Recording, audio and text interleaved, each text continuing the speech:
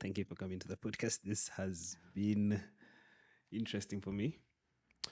So my team told me about it yesterday.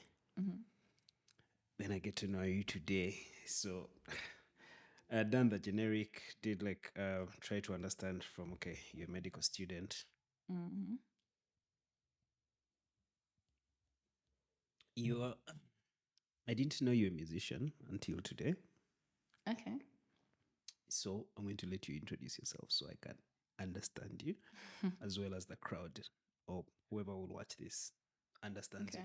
you. Yeah. All right. So my real name is Zinab. Stage name is Z. Oh. Yeah. The funny part is I have a friend who he's also like an artist and shit. So he told me he's insisting that the name should be Z Z Z Z. I'm like, bro, that's too long. He's like, you don't get it. He's like, you're a Z, and niggas have been sleeping on you. I'm like, that's just some high people shit right there. But anyways, the final name by force is Z. Z like Z-E-E. E. Z-E-E. Okay. All right. And just an upcoming musician at the moment. Started recording, working on some projects and shit.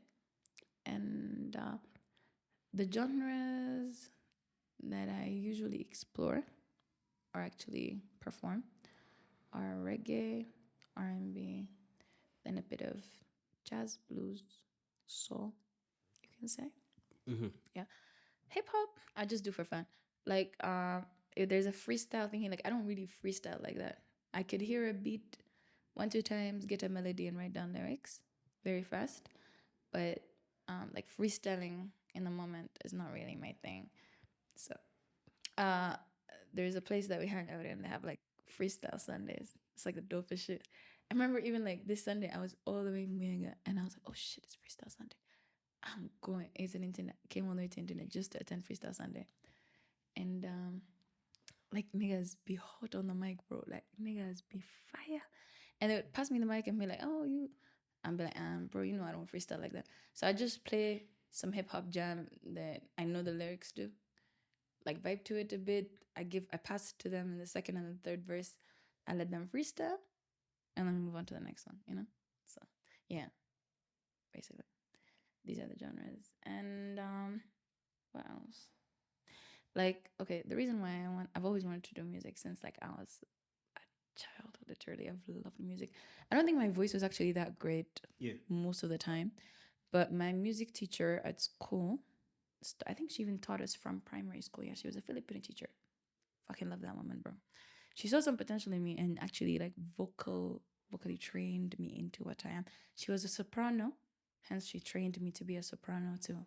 You get, but she was amazing. She also helped me to learn the alto, the what. Like she made me love music. She was the person who helped me learn the piano. I used to play that when I was a child. Stopped playing it for a while, so forgot most of the shit, but could recall. Wouldn't be that hard. Yeah, she made me fall in love with music. So ever since I wanted to be an artist and shit. And there were a couple of trials. I learned music over time. Do you get me? Like, I never want to be so dedicated and in love with something without knowing the roots of it and where it came from. So I refused. Like, what happened was there was a time in Sudan that a record label wanted to sign me. It's a Sudanese record label. And actually, that offer I declined because my parents weren't okay with it. Muslim family, all that thing. Yeah. So I had to decline it because of that. But there was another offer that I declined because I felt like I don't know where I'm coming from. Like even the lyrics I was writing, they're helping me to. That was the first time around they were teaching me like how to listen to a beat, how to figure out this is bar number 1, bar number 2, how to divide into verse, chorus, bridge, what, all these things, right? So that's the beginning of me learning all these things, and I felt like I didn't have something to say in order for me to dive into that world. So I respectfully rejected, and I was like, I didn't even audition. They asked me to come on audition. They heard my voice before, asked me to officially come on audition, and I was like, nah, I don't think I can do this, you know? But only after time, where I learned more about music, about the history of music, where it came from, the different genres, how it affects people, the emotions, the everything about it, the science of it, the spiritual part of it, everything that makes music what it is, and make it the most shared activity and form of communication between humans. After understanding all these things, that's when I was like, you know what? I think this is what I want to do, you know, because I know where it comes back from. I know where to go back to. Like if this fake music industry, Hollywood shit, one day all breaks down, you know, I know where to go back to and land on, because this was not my purpose, being the whole big shot to Hollywood, whatever the fuck shit, you know. It's nice being famous, yes. Getting money is nice, yes, of course. If you're being famous, that means you're doing something, right? That people recognize, yes. But that's not the purpose. That's not the goal.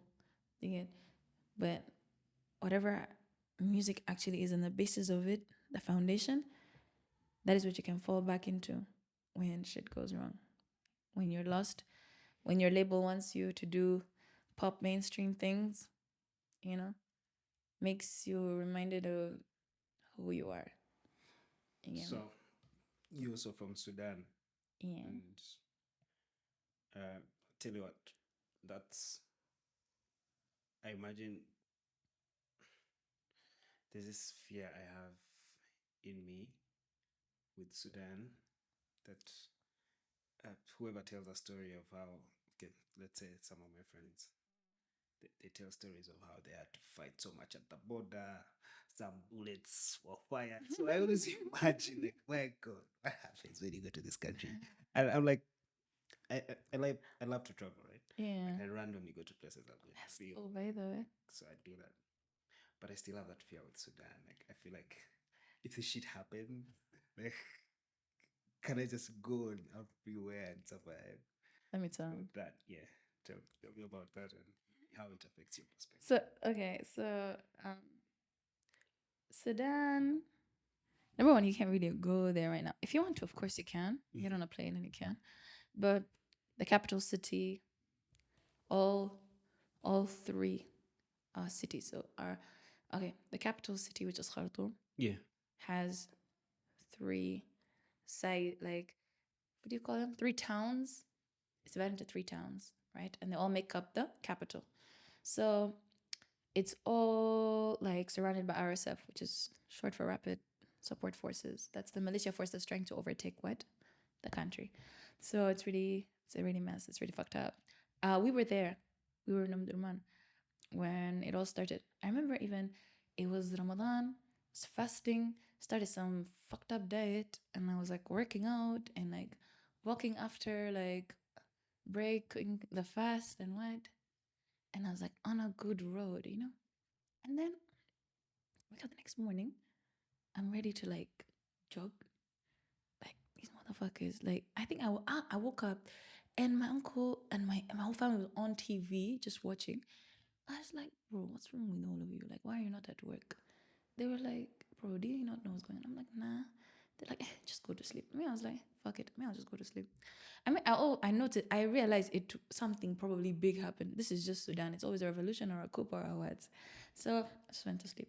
Then later, the whole bazookas, AK-47s, the whole bullets, all that shit. When it started, and that's when shit got crazy. Like the house would shake, the windows would shake, and like bullet shells and what do you call them? Bullet shells in your backyard, in front of your house. Yeah. Like that's and we were shit. and we were in a place called the Muhandisin. Muhandisin is like the center that was purposely and slowly infiltrated to be inhabited by the biggest big shot RSF forces of the militia people. So their families, their the militia force people, they're living there where we stay. Yeah. So the concentration is very high on that area, and the RSF forces are even more at that area. Now, the army forces of the country that's trying to what? Not be overtaken, are also very much Interested in concentrated it. there in Yeah. that area. Yeah. And at the same time, Hansin lies in a place where it's an entrance for where weapons come from the other side. I'm not sure. My geography is not that great, Yeah. but I think it's coming from Chad or some shit. But we do like that's how weaponry is coming in. So from that side, it passes literally by the place where we stay. So it's also another point of military interest, you know, at that time. So it was pretty fucked up. Even when okay, we were during the war, we stayed in Wandisine for like I think a month. Yeah, a month. And it was like the first 2 weeks, no water, no electricity, no internet, no what, no nothing. Like literally, we were fasting, and in that heat of like 48 degrees, Yeah. okay, and you would just be wanting cold water, and you'd have to go risk your life and find somewhere that sells ice on the low key, somewhere deep down, and get it. And the ice would have salt in it just to conserve the coldness. And somehow you'd be drinking salt water even though you're thirsty. It's some fucked up shit. Like you would be wishing for basic life. I was just wishing for like, I was just wishing for a shower, like a proper shower. You had to buy water, like jerrycans and shit, but they didn't have to be very economic with it. Yeah. And the feeling, Usually have to use 1 cup a day. yeah, literally, you know, like they tell you, if they say you're going to shower, like, bro, did you just shower like 5 minutes ago? Like, bro, no, that's my brother. But you sure? Like, I take your ass back. You don't look that dirty. Go back. So you live like you're living in a documentary, right? Telling you, like we would hang out outside, you know, relaxing because it's too hot inside. Then the mosquitoes get too much inside. We get inside, you sweat like a pig. You come outside, and then it's too dangerous even to be outside because anything could ricochet any moment. Again, I got scolded on a lot because I always roam around the house where like bullets are just there. You get, and they're like you like of course they're worried about you and all that shit. But I mean, me, I'm just like, if it comes, it comes. I don't know what the fuck am I supposed to do, you know? So I'm just there. Like, that's the only place you could be. The premises of your fence. That's it. Can't go anywhere else. So, you know, So nothing happens. No school. no school, work. no jobs, no banks, no nothing. It's just little tiny grocery shops that are selling whatever is left that they have. Again, people who had money in the banks couldn't access it. People who had cash, okay, were keeping it hostage and not even buying anything with it. Again, shit was getting really fucked up. Prices were rocketing. You couldn't even find things. Like, we were eating some weird shit. You get, I think, yeah, I told you I was on a diet, right? So I wake up the next morning. So now we're in emergency mode or some shit. It's war, you know? My mom calls me, wakes me up from sleep, like, yo, come eat some. I'm like, nah, it's cool. I'll make my protein shit later. She's like, protein shit. She looked at me, she's like, you come. She called me. We go to the kitchen. I see we used to live in my mom's family house, right? So there's like a bunch of kids. So I see a line of kids, each one holding a plate, like them jail, jail niggas and shit. And then like my mom just standing there in the pot with some rice, with some like tomato shit to make it taste good or some shit. And a bowl, and she just like scoop, put, and she be like, you go. Next one, you go. And I'm like, bro, like I can't eat carbs like that right now. She's like, bro, it's war. Are you okay? She was like, fuck your diet. She was like, if right now they come into the house and they chase us and you have to run, you haven't eaten carbs. You don't have sugar in your body to run away from them, you will die. Is that what you want? I was like, no, that's not some fucked up way to say it. But I mean, sure. So yeah, we had eaten all sorts of weird shit. If you look at Sudanese Twitter, people were eating like if anyone Sudanese out there is watching, like people were eating. We have this food called Aaliyah, which is like something like fufu, I guess, but a lot more gelatinous. Yeah. And then there is a soup, right?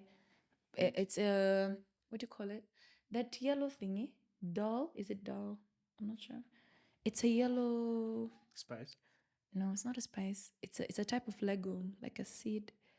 that you would grind, and it's like you can make a soup out of it. Anyways, that thingy, like that thingy is supposed to be eaten with bread, and that I'll say that's because I've eaten the bread. yeah, and then I'll say that's supposed to be eaten with like certain soups. And then, Don't like, you know this thing? is he Sudanese? No, but he has Sudanese family. Sudanese family. Yeah, like How is he Sudanese and has Sudanese family? he will answer to you, but like yes, so he must have an idea. Now, if that's the case, bro, who eats asida with adas, bro? Like that's some fucked up shit. Yeah. He'll probably have the same opinion, but yeah, he can't be. Like I don't mind asida, but I hate adas. Anyone would eat asida with, like, people were talking about like anyways. So life was fucked up for like 2 weeks. Electricity came back. I don't know. She was still really fucked up. And we're like, we need to leave. Then so my grandma from my mom's side was Egyptian. So I have Egyptian family. So they were like, we got a way to go to Egypt. Pack it back, so we go. I'm like, nah. Yeah, I'd rather stay in this world than go to Egypt. With all my respect to Egyptian people, with all my respect to the Egyptian culture, Egyptian people are like our siblings, like not siblings, as our brothers and sisters to Sudan, yes. Yeah. But like, people know what's up, you know? Like, okay, I have some Egyptian friends, some dope people, but there's some like really deceiving, fucked up people. So I just generally avoid that area, you know? Like not being racist and shit, you know? I still talk to an Egyptian person. I still have Egyptian friends. So, and they know that, and I say that comment in front of them, you know? I say it shamelessly. But anyways, there's that. You're like, Dave, how can I be homophobic if my bitch is gay? My bitch is gay. Exactly, bro. Exactly. Have you seen that? There was this video where someone, I think it was Speedy. You know that YouTuber Speedy? Yeah. I think he said it. Someone told me he said it on purpose, but honestly, don't care. That motherfucker is funny. He said he was in one of those, you know, Foot Locker shoe videos where you choose shoes, what, like a. Anyways, he was like, "Hey, bro, how can I be gay? My bitch is homophobic." And then the nigga looked at him like, "Bro, that's not the lyrics."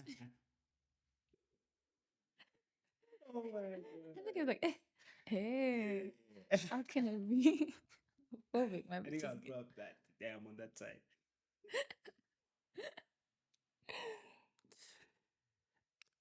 Are you homophobic?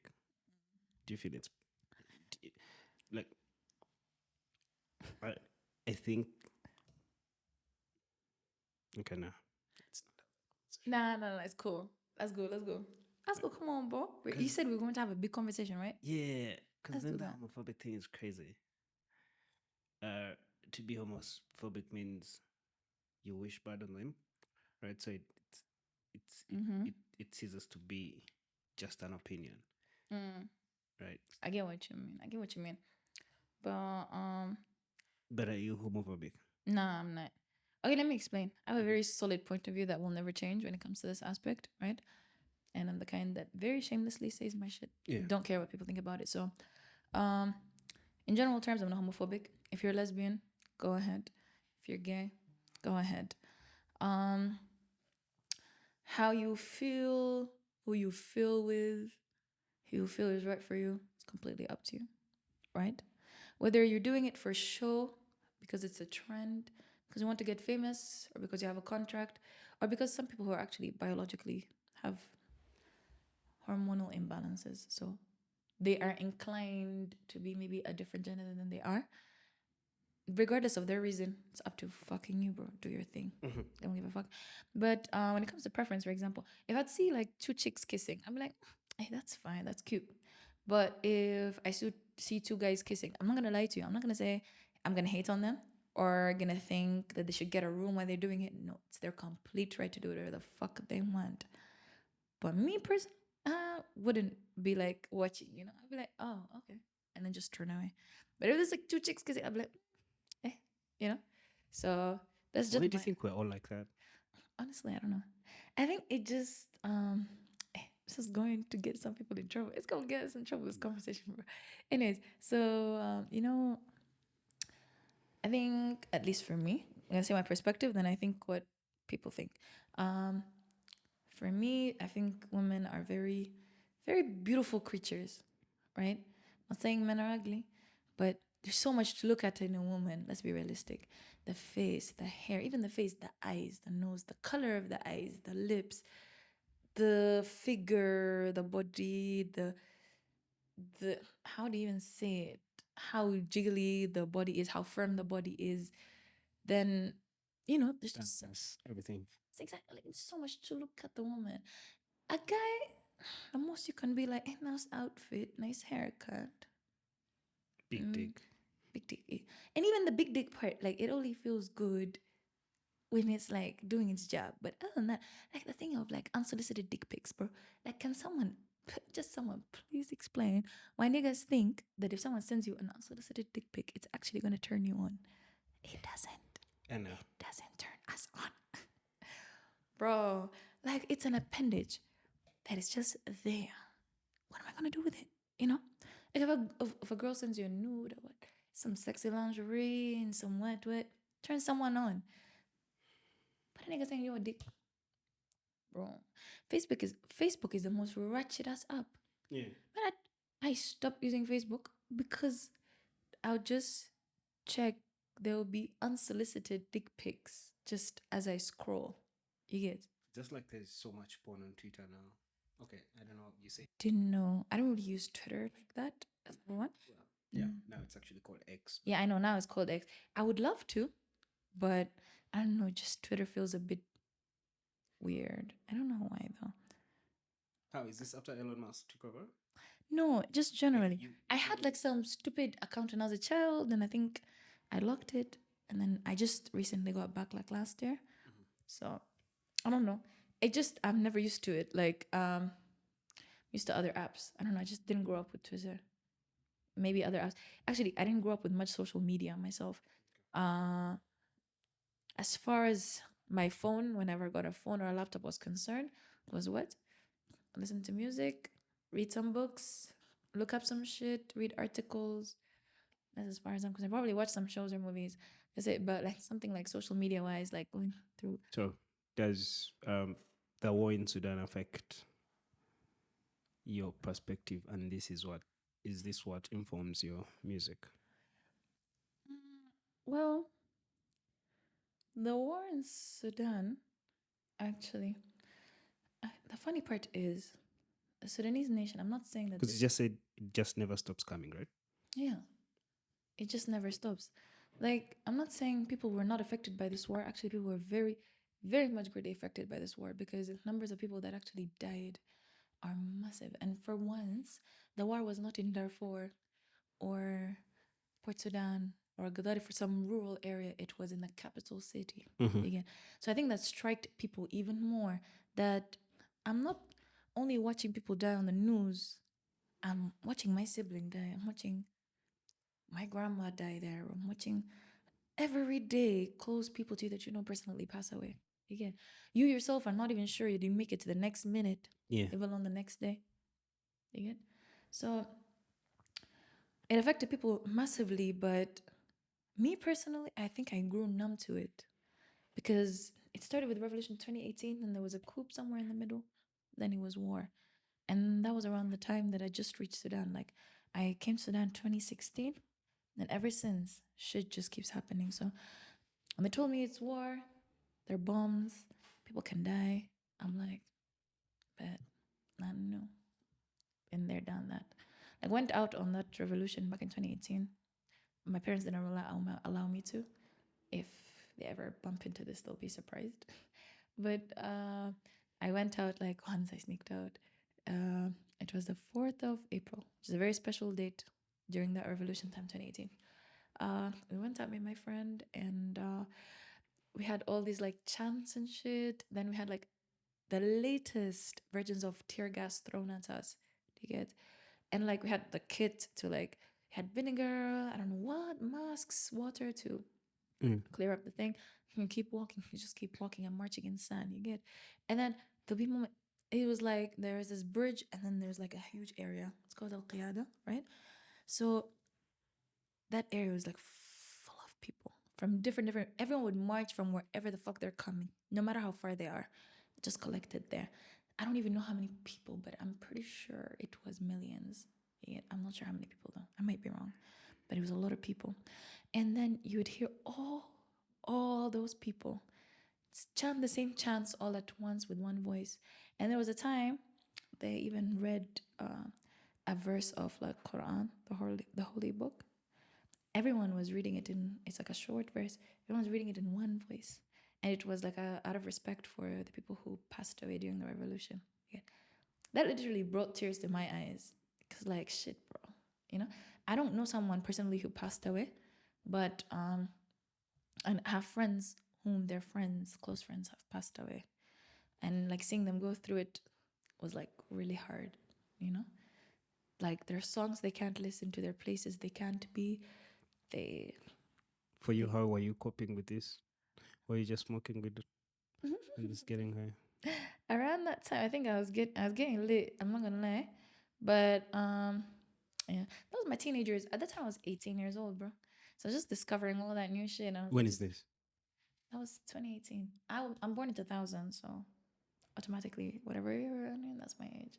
So I was 18 around that time, and just getting pretty lit. I think I'm not gonna lie to you, but that was around the time that I started getting introduced to music, and people were teaching me how to do music and all these things. You get. So I think that's the only thing that came out of that period. Yeah, but it was good slash next fucked up year. But anyways, so I was saying, since the revolution, people were really fucked up in Sudan. A lot of people having PTSD, traumas. People have like rape traumas. I have friends that when they hear, even me, by the way, to this day, that the motorcycle, when it has that exhaust thing here, what it's called, and it sounds like a gunshot, right? Whenever I hear that, like automatically I get chills. Like, it's kind of just like, So you hate Subaru drivers with their... yeah, I don't hate them. You can Yeah. do this shit. But that's the automatic thing that comes to my head. A balloon pops, that's the first thing that comes to my head. Do you get? It's just automatic reflex. I'm not saying I have PTSD, neither am I gonna start crying, you know? But that's my automatic reflex. But I had friends who were traumatized by this shit, you know? Like couldn't sleep at night, would wake up with nightmares, have seizures and jitters and shit. So it's really fucked up. But the nation at some point, wouldn't say grew numb, but some people just grew heartless. Uh, you expect everyone to leave anytime. But you expect, like, it's just so easy to hear people are dead from Sudan at this point, bro. You get, like, I'm only 23 and I have friends who have passed away. You get, like, it just happened recently. And the sad part is that friend, yes, we were not that close. But we have this thing in Sudan. It's my favorite place in Sudan, by the way. If we're ever like the country gets reformed, I'll take you there. Like, it's something called a tea place, right? Called tea ladies. Literally, their job is they'll be under some tree, some random shade in the street, and they'll have these low benches and tables. And their literal job is just to make tea, coffee, probably some cinnamon, Nescafe, I don't know, shit like that. This is just all they make, right? And these ladies are one of two things: either complete pimps and I don't want to say whores, that doesn't sound right, but you know, just not the nicest chicks. You know, they sell out chicks, what, all that shit. Or they could be some of the most loyal, beautiful, amazing hearted people that you'd ever meet. Uh, the women that were really close to me, actually, it was one in particular. Her name is Iqbal. She is the tea lady in front of our uni. I would not go to uni for 8 months. I never enter the premises, but I'd get out of my house and take a detour and actually go visit Iqbal, just drink her coffee, then go wherever the fuck I'm going and just say hi to her, you know? So there's some of the most genuine people, you know? And the thing is, anyways, the war has affected people who are of high class, people of that class, also the middle class, the lower class. Everyone is completely fucked. I know friends who have money, and I got out of the country before them because it was just about how lucky you are and opportunity and whether you actually managed to get alive. You get? Yeah. So, Well, I know some that were balling heavily in Kampala, mm-hmm. and that's like a stereotype here. Sudanese people just come to Are you talking about South Sudanese people though? You guys don't. Mainly people didn't know Uganda. Us Sudanese, North Sudanese people in particular, very few of us knew Uganda, right? And even the ones that knew Uganda are not the north. They're more of like the West Sudanese people who are somehow like know more of the South Sudanese people like that. So you guys are introduced to that sector of Sudan, Western Sudan, South Sudan, North Sudan. Uganda. I never even thought about coming to this country before. By the way, like I was like, when my mom was like, the only way out of Sudan now is to go to Uganda. I was like, how does even Uganda like look like? I thought it would be some like villager shit by the way. I didn't know anything about Uganda, but yeah, it's a beautiful ass place. Never want to leave. It's amazing. But So yeah, you've settled here for good. yeah, I guess that's the plan for now. I like the culture. I like everyone is in their own. You know what I love about here? Everyone is in their own shit. Like aside from all the drama and shit that's everywhere you go, but other than that, in streets wherever you are, do whatever the fuck I want. I'll do whatever the fuck I want as long as we're not harming each other. We're good. You get? And I really like that because Sudanese culture is very like Islam, traditional culture. What? Don't do this.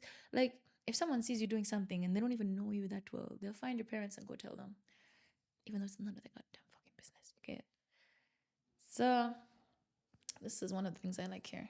Everything is like calm, easy, and you guys are a very happy country. Yeah. You know, like every two steps you take, there's somewhere playing loud, happy music. Like I don't think you guys Ugandans even have like sad music. I think someone told me you guys have sad music. Then they played it for me. I was like, bro, the lyrics might be sad, but that motherfucker, you're jamming to it, you're dancing. You guys are like too happy for life. It's a delusion music. It's sad music. Mm? I prefer you Isabel's music. Hey. Sad music. Okay. But then it's sweet. It's like soul, but it's sad. It's because I think she has gone through a sad life. Like she tries to She tries trying to project her experiences to the music. yeah. No, I But get in such a beautiful way, right? yeah, I get what you mean. So it's just a bit, it's just nice to have a happy culture, people who are there to enjoy life. So the war is happening. You still managed to get into medical school somehow. That's not how it worked. I joined uni in 2016. But you're still doing music. You're also a big fan of music. How does all that how is all this happening? Now it's just a bit of a let's collect a couple of points here. Okay. So since I was a child, all I knew is that I have a very short span of concentration, but not in a bad way, but also not in a good way. So let me explain. But I'm a very curious person at the same time. So I'm very, very curious. For example, now as a child, my dad was kind of like weird, He would put pin codes on children channels so that we won't ever get to watch cartoons unless he wants us to watch cartoons when he wants us to. So when he leaves to work, all we can watch is like National Geographic, Al Jazeera, what, all these big people things, right? And I actually started in the beginning. I was like, hey, what the fuck is this? I think I was really young, by the way. I think I was like 4 or 5. Yeah, something like 5. Yeah. So I was like, what is this boring shit? And then slowly I get interested. Like, especially National Geographic. That's what I grew up watching, So I'd watch like a documentary about some animals and I'd be like, wait, like this doesn't make sense. What is this? What is this? Around that time, I think there was some sort, there was internet around. Yeah, there was. So I'd look up, I'd like watch more documentaries, follow actually the episodes. There was this one called Brain Games. It was about psychology and shit. Really enjoyed that shit. Physics was into that shit. So I'd find something interested in it. That was my best. Physics never liked it in high school. I liked it all through. I feel like, yeah. Never liked it. It's the only thing that came close to explaining how life works to me. I get it, but the way they're teaching us physics in school, bro, is like pretty fucked up. I don't know. I just remember that for me, the exam was just a bunch of formulas. Yeah. We had like the IG books, like I think it's like this big. I had summarized everything in a book that is as big as my palm, and I've only used, I think, pages that are like this much. Just as much. I've summarized everything in it. Before the exam, that's what I was looking through. And everyone was pulling it away from me, and they needed it. You get? That's how we all got like A stars in our exam. You get? Bro, I'm very strategic. Yeah. I'm not like a hard learn. Like I'm not the one that sits down and like studies hard. That's what I used to do when I was in high school at the beginning. And then I realized that's not how life works. You just have to be strategic. You don't have to study everything. Neither do you have to master everything. You just need to. Some tissue. Yes, please. So you don't need to master everything, and you just need what you need to survive, or get good at something that you really love, or just have multiple skills. Be versatile or whatever you get. So I'll get random interests. I'd take that and enjoy it and actually learn the fuck out of that shit. Then I get somewhere good at it. Then I'm like, let me move on to the next thing. Yeah. So thank you. So yeah, that's pretty much it. That's how I learned a lot of random skills. So it's interesting. I saw in National Geography they had like these photography thingies, photography competitions, and they would do such a great job. So I was interested in photography after a while, got a camera, worked as a photographer for a while. Then there was this event at uni, it's like a big event every year, where the juniors do this like creative week festival thingy. And they wanted someone to do their marketing and design their posts, social media posts, and their posters and the banners and shit. So they needed someone, and I really wanted to help on that shit. But I've never touched a Photoshop before, never touched Illustrator, never actually did any graphic designing shit before. I know I'm creative. I did arts back in school, and my teachers wanted me to do like arts in IGs, and I even like did art competition where like my work would actually make it to like museums and shit. So I was good at art. But at the same time, how do I explain this? All right, let me actually be honest with you here. I kind of lost her. Good. Yeah, we all do that. But we're still connecting the music. That's That where we're and the school. Yeah. It's cool. Yeah. Wait. We're connecting. So you're picking a few points from what was happening in your life then. Yeah, okay. So I came to you when it comes to school. Where did I school or School. I stopped at school. Like, okay. So I need you to merge the effect of what to med school. Like, how did that affect you, or how do you end up doing that? And also the music. Is the music happening right now? Are you still pursuing your dream? Like all that stuff. All right, no problem. Let me connect. So med school came as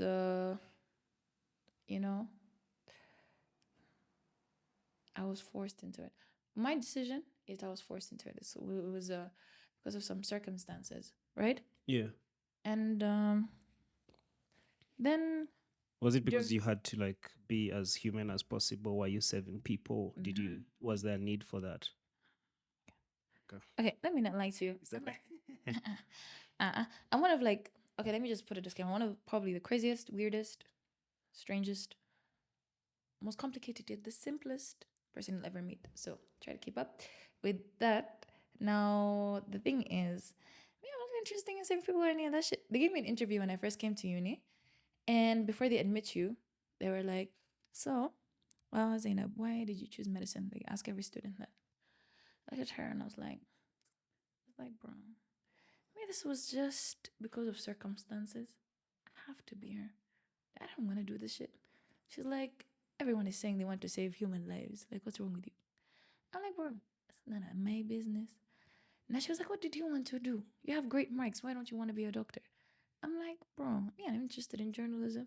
I have stories to tell. Not interested in this shit. She was like, bro, you can do journalism after you study medicine. That's the fake shit that everyone tells you.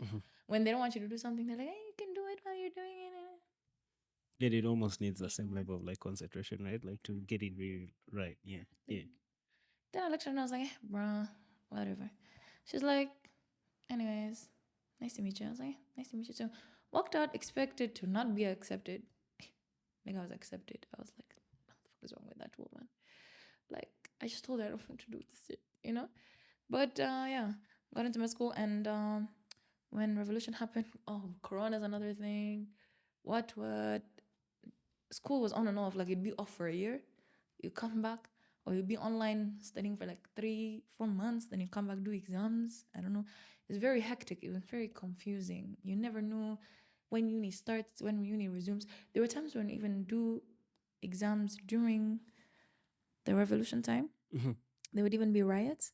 So they schedule the exam times around the time when the riot is not starting and end it right before the riot starts so people can reach home before it starts again. Yeah. So like life was structured around chaos. That's the thing about Sudan. Nothing is stable. And all I wish for in life is just stability. I've had too much of an unstable roller coaster of a life. I need stability, and I can't do that there, you know? Like, it's very status of the country politically, economically, socially, people mentally, physically, and all the needs that a human requires. It's not stable. It's not guaranteed. So yeah. What's your opinion on the politics? May I stay away from politics?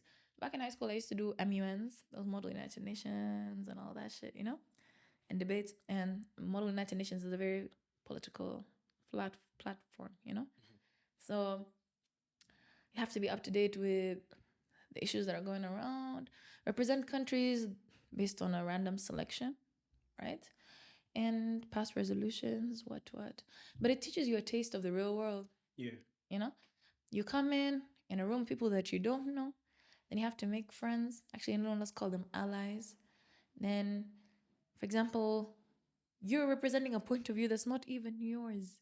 Like, for example, I think I was representing Norway.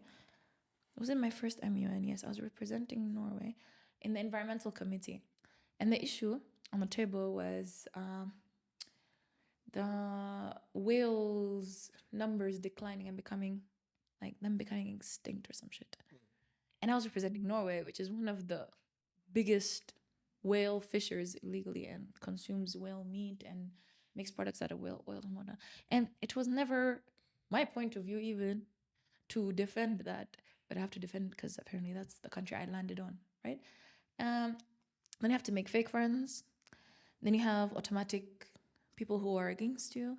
Then you have to manipulate people, If you don't have ideas, you collect ideas from other people, manipulate them, write the resolution under your name, yours gets passed, you win an award. But it was never really you who did any of that shit. All you had to do was control, be powerful, manipulate. That's it. Gives you a taste of the real world. Then you walk out, those enemies that you had in that room, you're dining with them there at lunch, So that's really how the real world works. So that's when I realized this shit is ugly. Right? Yeah. And the more I get to learn about politics and the more I get to learn about how the world works around politics, the organizations revolving around politics, the institutions, the what, just realize it's all just a bunch of bullshit you get that is created for the benefit of a certain sector of people. That's when I decided to what? Not really follow it, not really read the news. Will it just be about your music? So what are you singing about in your music? What do you want to sing about? You've not yet recorded yet, right? I've recorded a couple of things, unfinished though, but working on like a project at the moment. My music is more of like I want to leave a mark behind. I want to leave a footprint behind. Not to people say that, oh, Zinab is great or Zinab was something. No. To be like, when she was around, she had something to say. She tried, at least, if not succeeded, to make a difference, and actually tried to wake people up into what reality really is, because I feel like, as I said earlier, people look through life through a rose-tinted lens. No one really sees the way it is. Everyone is just ignorant and just goes with the flow, The river takes you, wherever the river takes you, that's where they go, right? That's not what I want in my life, and that's not what I want for my children's life. And I want people to open up their eyes into that sector of life. Because that's only when you actually see life for what it really is. Like, social media and everything has really marketed life as being the purpose of life is leading a hedonistic lifestyle of you party, get drunk, you work so that what? That's the purpose? No. I'm saying that's what has been marketed. Okay. Oh, yeah. So, like, you work, so what? You have money to eat food, so that you have money to be in a house. So also buy clothes, so that you can also go party. Probably drink alcohol, do this, do that, and then work to earn some money, go take a vacation, and come back to the slavery ass system that we've created for you, where you work for us as you want you to work for us, all that shit. So it's just, people need to actually look at life the way it is. It hurts to see life for what it is.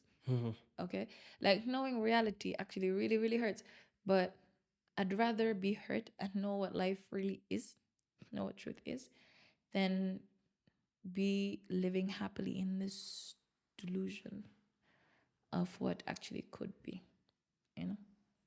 So people need to someone need to burst these people's bubbles, and that's not looking from a, what do you call it, a condescending perspective. I'm not saying I'm better than those people. Actually, I envy those people, because you wish you could live just. Yeah, like, bro, life would be so, like, you just wake up, you eat, you drink, you sleep, you work, you hang out with family. Life is simple. That's it. Yes, everyone has their problems. I won't deny that. That's true. But come on, bro. Like, it's a road that they're just walking through, and it's just a straight path that says walk forward, and they walk forward, But they're blinded, not seeing these big forests and these hills and those mountains and those what. There's other places, things to explore, and these people are just going one way. Yeah, so much more to explore, bro. So, but anyways, so I was saying, going back to the music, wanted people to open their eyes, see the world for real, what it really is, and Yeah. step out of that like mentality. You're right now sounding like the female Andrew Tate. I'll take that as a compliment, Like a very nice compliment. What do you think about feminism? It feels like, because it feels like the people that hate Andrew Tate are Feminist. quote unquote feminist. For like, maybe, like, yeah, people trying to fight the patriarchy and Yeah. all. But then here you are with trying to, first of all, you're a woman who's also been in war, where of course the stats show that war affects women more than anyone, right? So then, but you have people like Andrew Tate who will probably say men are meant to go to war. Yeah, I know. Andrew Tate sees a lot of fucked up shit, bro. Like, a lot of shit. But most of it is actually really true. Yeah. And some of it you might not agree with, Yeah. But it's, But that's how life works. yeah, that's how life works. Exactly. You don't just, someone told me before, they were like, what's your viewpoint? And I told them, bro, there was this book that I read that had that. And they were like, he stopped me and he was like, bro, not everything you read, you need to accept. Not everything you want. I'm like, bro, relax. That's exactly what I do. I don't actually agree with everything I read, neither everything I hear. I ingest, digest, formulate my own idea out of it, and project it out. Yeah. So, anyways, going back to the Andrew Tate and the feminism and the what. So, like, how do you want to define feminism in this case, like, for you? And what do you think about the storm on the internet, the whole cancel culture, the radical stuff? Because look at, like, Kanye West, right? All the time he's going viral is for actually saying the truth. Exactly. I love that nigga. Yeah, everyone loves Kanye West. Kanye. Yeah. So He says the truth. Mm-hmm. And he's very smart. Very, very smart. But I think, like, Andrew Tate and Kanye West are, like, around the same place. Just Kanye's a bit crazier, But Kanye is the shit. And you think he's bipolar, like what the media wants us to believe? Honestly, he like, does. He actually has that verse in the new album on Vultures where he says they made me face of bipolar, but they're not giving me my, how do they call, not credit, my realities for it. Like that's what they've done. Yeah. It's like now I'm the face of bipolar. Like Yeah. they feel like this is how they should define it. Yeah. And this is kind of like the same way he defined cool for us while we're growing up, right? So Kanye West was like this version of cool, Yeah. right? Yeah. I get what you mean. Honestly, Kanye West does show bipolar traits. I myself am bipolar, so I understand that. They did make him the face of bipolar, and they tried to. Okay, when it comes to mental health and all this shit, media has marketed it in a really fucked up way. You know, they always tell you if you're depressed, relax, take those pills, just sleep. You're powerless, don't do anything. You're bipolar, you're crazy, hallucinating. What are you thinking? You know, what you're saying is bullshit. You're schizophrenic. That's not what is actually there. What is not actually there, right? Tell you what are you seeing, right? If you're borderline, you're mad, you're crazy. If you're a sociopath, you're using people. If you're a psychopath, you're heartless. There's certain categories, and some of these descriptions could be and greatly are true, but the way they want us to think about it and they want society to think about it is to way to shut those people out. Okay, or make vegetables, living vegetables, of the people that you can use and manipulate to your own agendas. What I mean by that is to segregate the people who are what? Bipolar. By the way, bipolar people have certain areas in their brain that are activated that normal, quote unquote, normal people don't have to be activated. And they're more creative than other people. These are people they want to shut out. Schizophrenic people, people have hallucinations, psychosis, all that shit. Yes, they're crazy. Yes, they see things. Yes.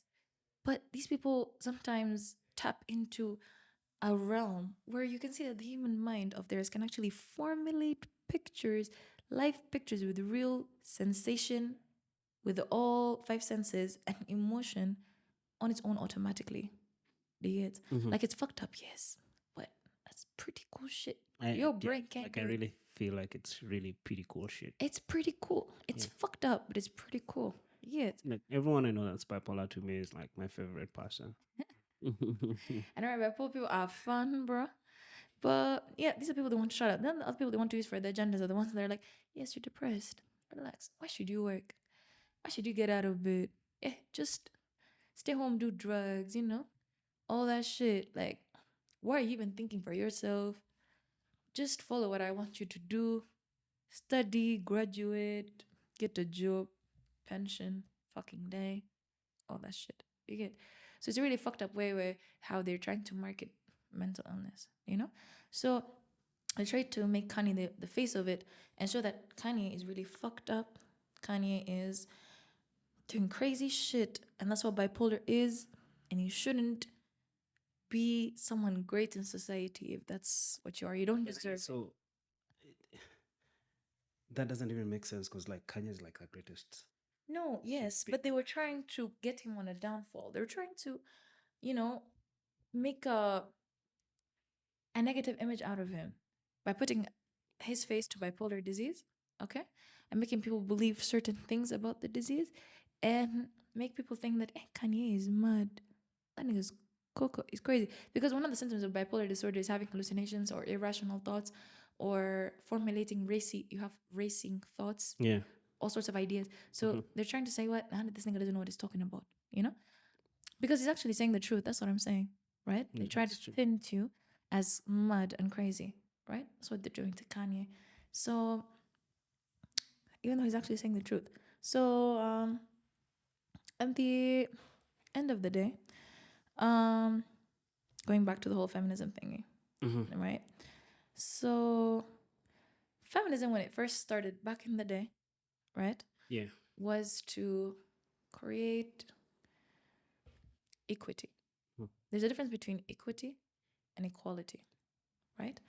Equity is when I'm at this level and you're at this level, and I want to be able to do just what you can, you know? If, for example, okay, let me explain it this way. I'm standing in this step number 1 and you're step number 3, and there's a tree right here, okay? You, because you're taller, I'm not saying all men are taller, but you're taller and you're a man, you can reach the tree from where you're at. Me, I'll need to go to step, not number 3 where you're at, maybe I'll need to go to step number 5 to be able to reach that tree and eat the fruit, right? Now I'm at a higher level than you. We're not equal, but there's equity. Each one receives what they require and what they need to achieve a similar quality of life. That's what equity is. Yeah. Equality is being on the same level, regardless of anything.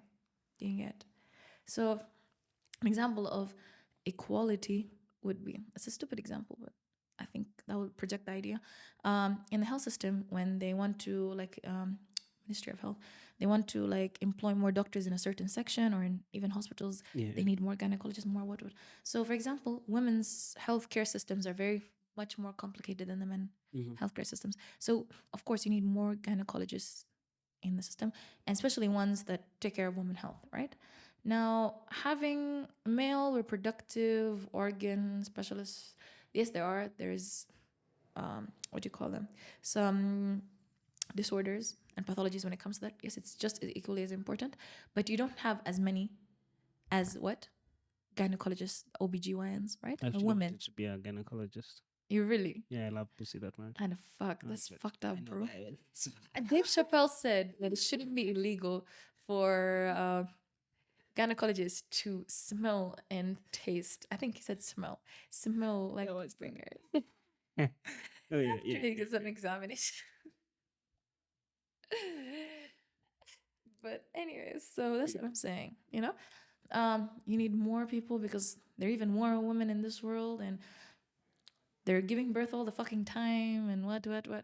So you're most likely to have an emergency or an on-call gynecologist doctor all the time in hospitals, as compared to having what I don't even know what's the medical term for it, or even the proper name for it, like the one who specializes for the male organ, whatever it is.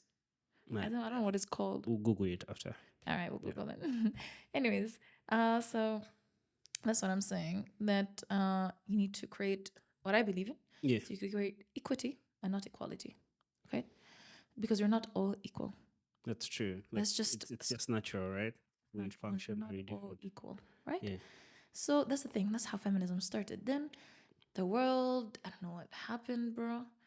Things just became into more like, yay, let's fuck more men. Yay, free the nipple. Like some shit like, I don't even know. We're allowed to be promiscuous. We're allowed to do whatever the fuck you want. We don't need to get married. We can, all the things that feminism started standing up for, which started making no sense. They want, the ones that are around now, they want to be like men. Yeah. Yes. They want to be equal to men. If you see what they always say, we are equal to men. Men are not better than us. What? Bro, nobody said men are better than you. You're better than him in some versions. He's better than you in other areas. Just accept it as it is. You can't compare apples and oranges. You get what I mean? They're both fruits, yes. We're both humans, yes. But this one has different color, different taste. Oranges probably make you have diarrhea, I think. So right now the world makes it seem like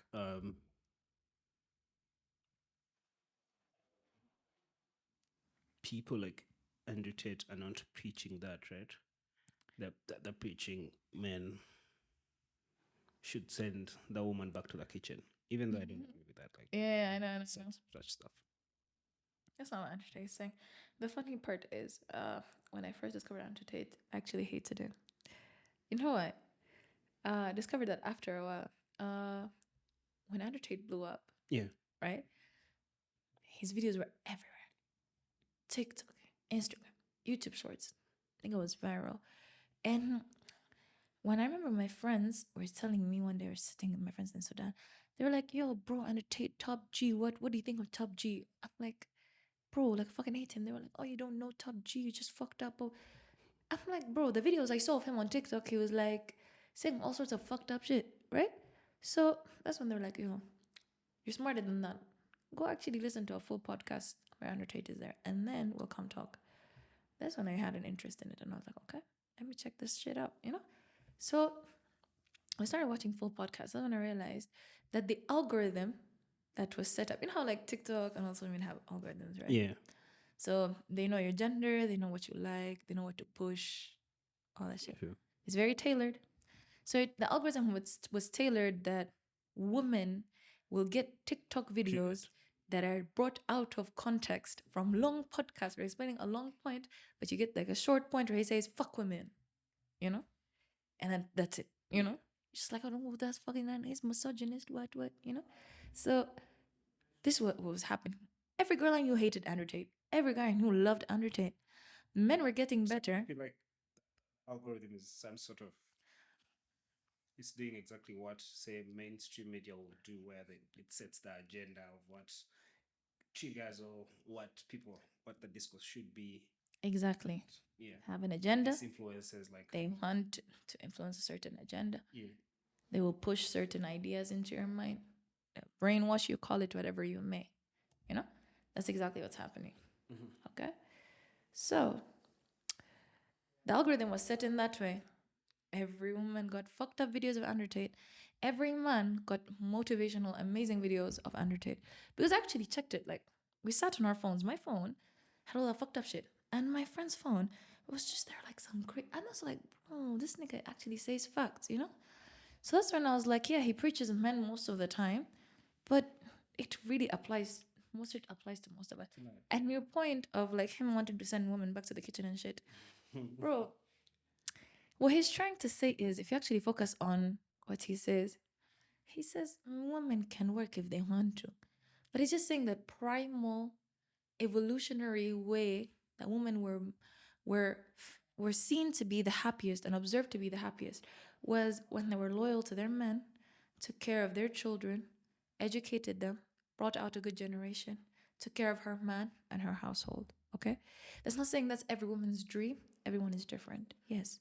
But that's what we're instinctively meant to do. There's even this podcast of this woman called Pearl or something. She gave a statistic of where that the amount of antidepressants that women use over history, it has spiked just recently, mostly around the time where the whole mental health thingy was marketed in that weird way. People were getting more antidepressants. Women were happier back in the day. Okay? And when they checked the factor that changed between these two times, it was the mentality, the whole culture, the whole feminism, the whole what. They pushing women to be like men, right? And even you see all those girls, they're like, hey, boss, bitch, shit, all that. You see all those like rap songs and all that shit. I'm not against it. I rap to them. I vibe to them. Okay. But everyone is like, hey, being a boss, bitch, do like independent, like fuck men, all that shit. When you look at, like, say, Apple Music's first top 10, right? Mm-hmm.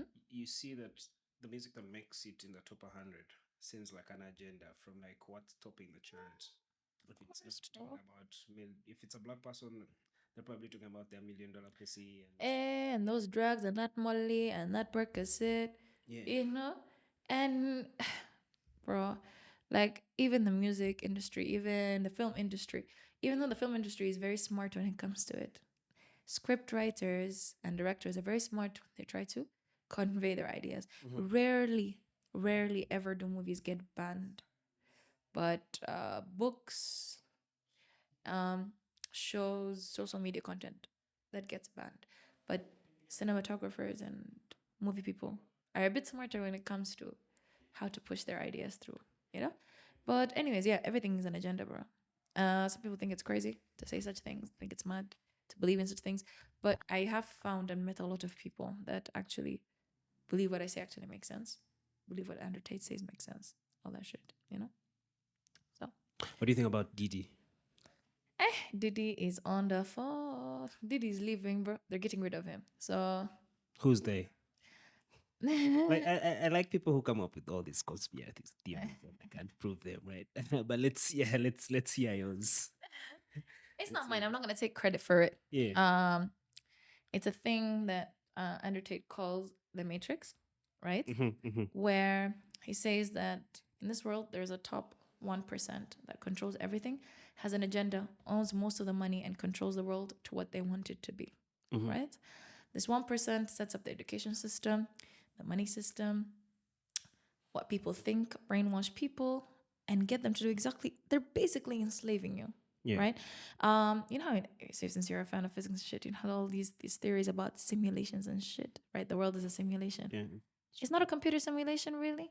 Still a bit of a spiritual person, like to believe that there's a God and all that shit. It's too extraordinary to be made by human. But at the end of the day, that 1% is seated in that control room saying, you get money, you don't get money.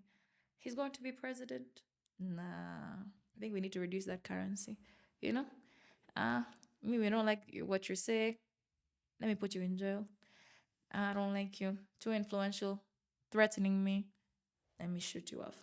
So that's what you're saying. It's top 1% matrix. And matrix has such an agenda that it's trying to push through. It's getting very successful at, but there are people who are awake and who are actually trying to push through this idea. And since this idea actually seeped into my mind, I've been willing to be more vocal about it. And actually, I'm interested in that 1%. And I actually, not because I want that much money, like a good amount of money somewhere in the middle can get you going. Like being something like Rihanna famous or what gives you a good life. You don't need to be that 1% to live that lavish life. But what I admired, what I admired with these people, that 1%, whoever works under them also in that same realm, right? These people have a very hedonistic lifestyle. They drink all day, smoke all day, probably do all sorts of shit. Cocaine. I'm not saying they're bad. Do the drugs you want to do. It's cool, bro. You know? I smoke all day, as we said earlier. It's cool, bro. Do whatever the fuck you want. But their mentality, there's nothing that is like, you know, today I'm waking up because I have this purpose and I want to do this and all. It's always like, how am I gonna get more money, bro? I think I don't like how this is going. These are people who have so much, you know, that their greed still keeps feeding in when they want more money. And even they reach a point where they're just like, bro, this is just too much money. Like, how will they regain power? Everyone has an ego, right? How will they feed their ego if they have everything they need, literally? Get? So what they can do, the only other possible way of receiving an ego is what? Gaining power, control of people. That is something that inflates people's ego so much. You get me? Okay. So these are one of the things. But do you believe he did all that shit? Who? Did he? Honestly, some of it he could have done, right? Some of it he might have been forced to do as like a collateral or a blackmail or something that they were keeping on the side. Like, if you fuck up, we're going to pull this shit through. And maybe some of it is made up. All is possible. It really doesn't matter. Honestly, when it comes to the world and the media and the what actually is true doesn't really matter. So what do you think about Cassie in this case? I'd like to believe what she's saying is true. She seems like a fragile person, I guess. And I kind of sort of like her, but whether it's true or not is between her and her people. So if it's true, I feel bad that she had to go through all of that. And R. Kelly, like, do you feel like it's the same situation? Like, if it's your time to be washed up? He's a pretty fucked up person. He was an easy target. Who's not fucked up, right? Jay-Z? Exactly. Everyone is fucked up. You get it? Everyone is fucked up, including Jay-Z. Everyone is fucked up. Yeah, I like your theory on Jay-Z now. That is not a very common theory. That's the funny part. Yeah. Yeah. So the theory. Why do you believe it? Why took Aaliyah out?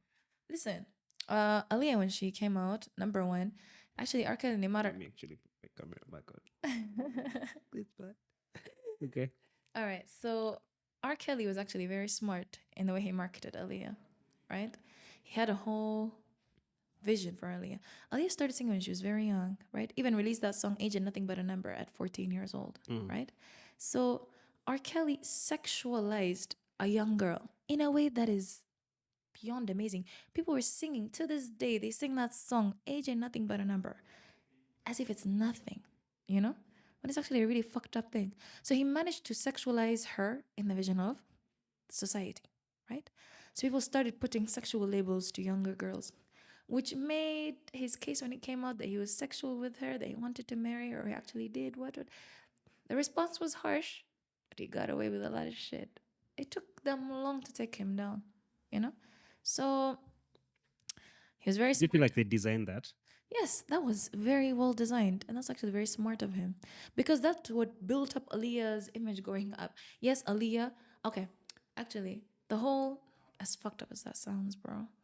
But news, media, what works on emotion. You get. So when you have a very touching story, that's what pushes through, right? Regardless of how fucked up it is. Like in news, everyone knows who's in journalism knows that if you have a news that says, one person was killed today by a drunk driver, then the next piece of news was 15 people crashed in a plane that was carrying cocaine going to US, right? And you had to choose which one to put on the news report, and you only had one choice. What would you choose? If A I more had what? interesting story, bro. If I had what? If you had a choice, which story would you choose? You had to choose only one to be on the news report. Which is more grabbing? It's that interesting story with the crash and the cocaine and the what. So it's based on emotion, you know? So this nigga was very smart with it, okay? And Aaliyah's story is very emotional, which helped her marketing technique. So she was a sexualized girl. People saw her sexy, but they also saw that cute, innocent, little hurt, vulnerable princess in her, which made her music boom, bro. You know? But at the same time, Aaliyah boomed because she's talented, amazing vocals since young age, you know? And at the same time, she has a great spirit, right? If you see her in interviews or people will talk about her, knew about her, she was a great spirit. What's even her nickname? The Princess of, what is it? Pop. Yeah. Yeah, something like that, right? So she has her respect, right? Now, there is this one interview, I think around the time where I was like, for real, that Jay-Z conspiracy theory is real, is I saw a clip which was an interview in some carpet where Beyonce was the one interviewing Aaliyah, right? Yeah. Which, even in the setting, the way she's interviewing her, all that shit, you can see it signifies that Aaliyah is actually booming more than Beyonce. She's doing way better than Beyonce was. Around the time when Aaliyah was around, Beyonce was famous, of course. Beyonce is great, but she was not as famous as Aaliyah. Aaliyah was taking over, right?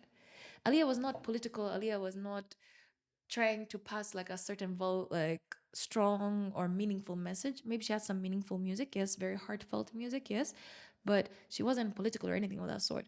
The way she was taken out was purely because she was holding such a big spot and spotlight. They need to get rid of her. Jay-Z had to make Beyonce the star. You get? Even when he tracked down the timelines, Beyonce only became as famous as she is and became Queen Bee. Aaliyah was taken out, right? You know, like Aaliyah, they said that she got on a plane to go to some island to shoot a video, and when they were going back, the plane crashed because they had too much of heavy equipment on it. They reopened the case later on, and they found out there was the taxi driver that took her to the plane when she was going back.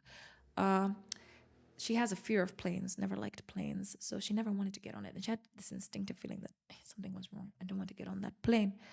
But they kept insisting, her staff or crew member or whatever kept insisting that she goes. So when she kept resisting and she was panicking, they gave her a tranquilizer pill. And she like was completely like blacked out, had to be carried. She was carried into the plane out of her own will. Yeah. Out of her will. So the plane goes, just boards a little bit and fucking crashes, bro. You know? Like they said that this was actually planned, you know?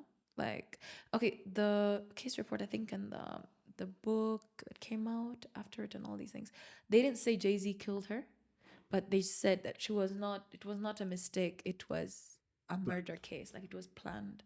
But nobody like dared to say that Jay-Z actually killed her.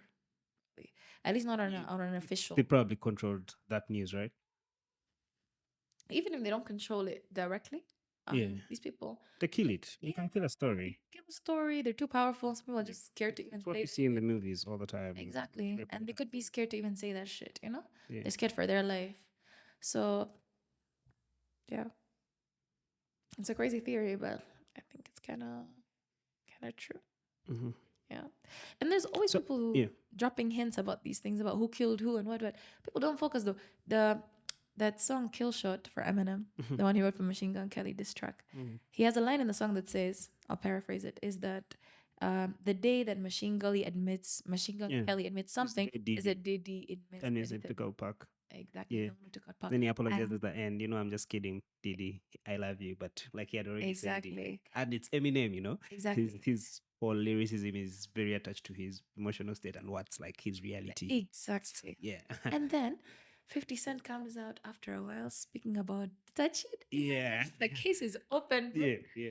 They're getting And when it was when Diddy's shit started, like bounce, 50 made so many jokes around this shit. Would wake up every day to like be about it. 50 is savage. So anyhow, how does your bipolar affect your creativity? Actually, it makes me creative. Yeah, like that makes me very, very sense. Like there was this interview that I saw of this director back in 1800s something, some like black and white shit, some old shit. He was being interviewed and he was diagnosed as bipolar and gave him medication. So they asked him, why are you not taking your medication? Why did you stop taking medication? He was like, it's killing my creativity, bro. I'm not taking something that kills my creativity. So when I saw that, I thought that I was the only one that went through that. But it's actually really true. Like whenever I'm on medication, like it kills my vibe. Like I become a vegetable. I don't want to eat. I don't want to drink. I don't want to get up. I don't want to do anything. I'm in vegetable state. You get useless as motherfucker. You get so miserable also. So when I'm ever on bipolar, yes, it has its bad part, but the racing thoughts make you make connections between random shit. You get like the most random shit. So you come up with the most crazy ideas. You get, which is amazing. You're very, very, what do you call it? Out of the box thinker. You get, and you indulge in that creative world of like creating visuals in your head, hearing sounds. The way all your senses interact is a bit different, at least for me. Yeah. So it gives you a bit of an advantage. So that's why I avoid medication completely. So, yeah, helps my creativity a lot. So I'm gonna keep it that way as long as I want to be creative. I'm not going back to medication. That shit is fucked up, bro. Doesn't actually help. What medication were you on, man? Okay, I don't know what you have to answer, but yeah. No, it's cool. If I feel uncomfortable in something else, it's okay. So I was diagnosed back in 2019. Started taking sodium valproate, which is it's actually an anti-epileptic drug that works on bipolar disorder. And then starting developing social anxiety as a side effect of that drug, where I started taking risperidone. Then they had to increase the dose because I was getting more social anxiety. Then I was being a vegetable. I would be tired all the time. I quit. Like I stopped medication abruptly. Started getting hallucinations, so I'll get back to medication. On and off, until I slowly found a way to control it. So yeah, somewhere in the middle they changed my medication to what? Carbamazepine and Tigrat. That's Tigratol? Yeah, I think that's what I used to take. Yeah, and some other thing. I think olanzapine. So yeah, was taking all these things. Then I was like, it's not doing me right. I'm not energetic enough. I'm not creative enough. I'm not myself. So just decided to get rid of it and slowly control the side effects and the symptoms with other things.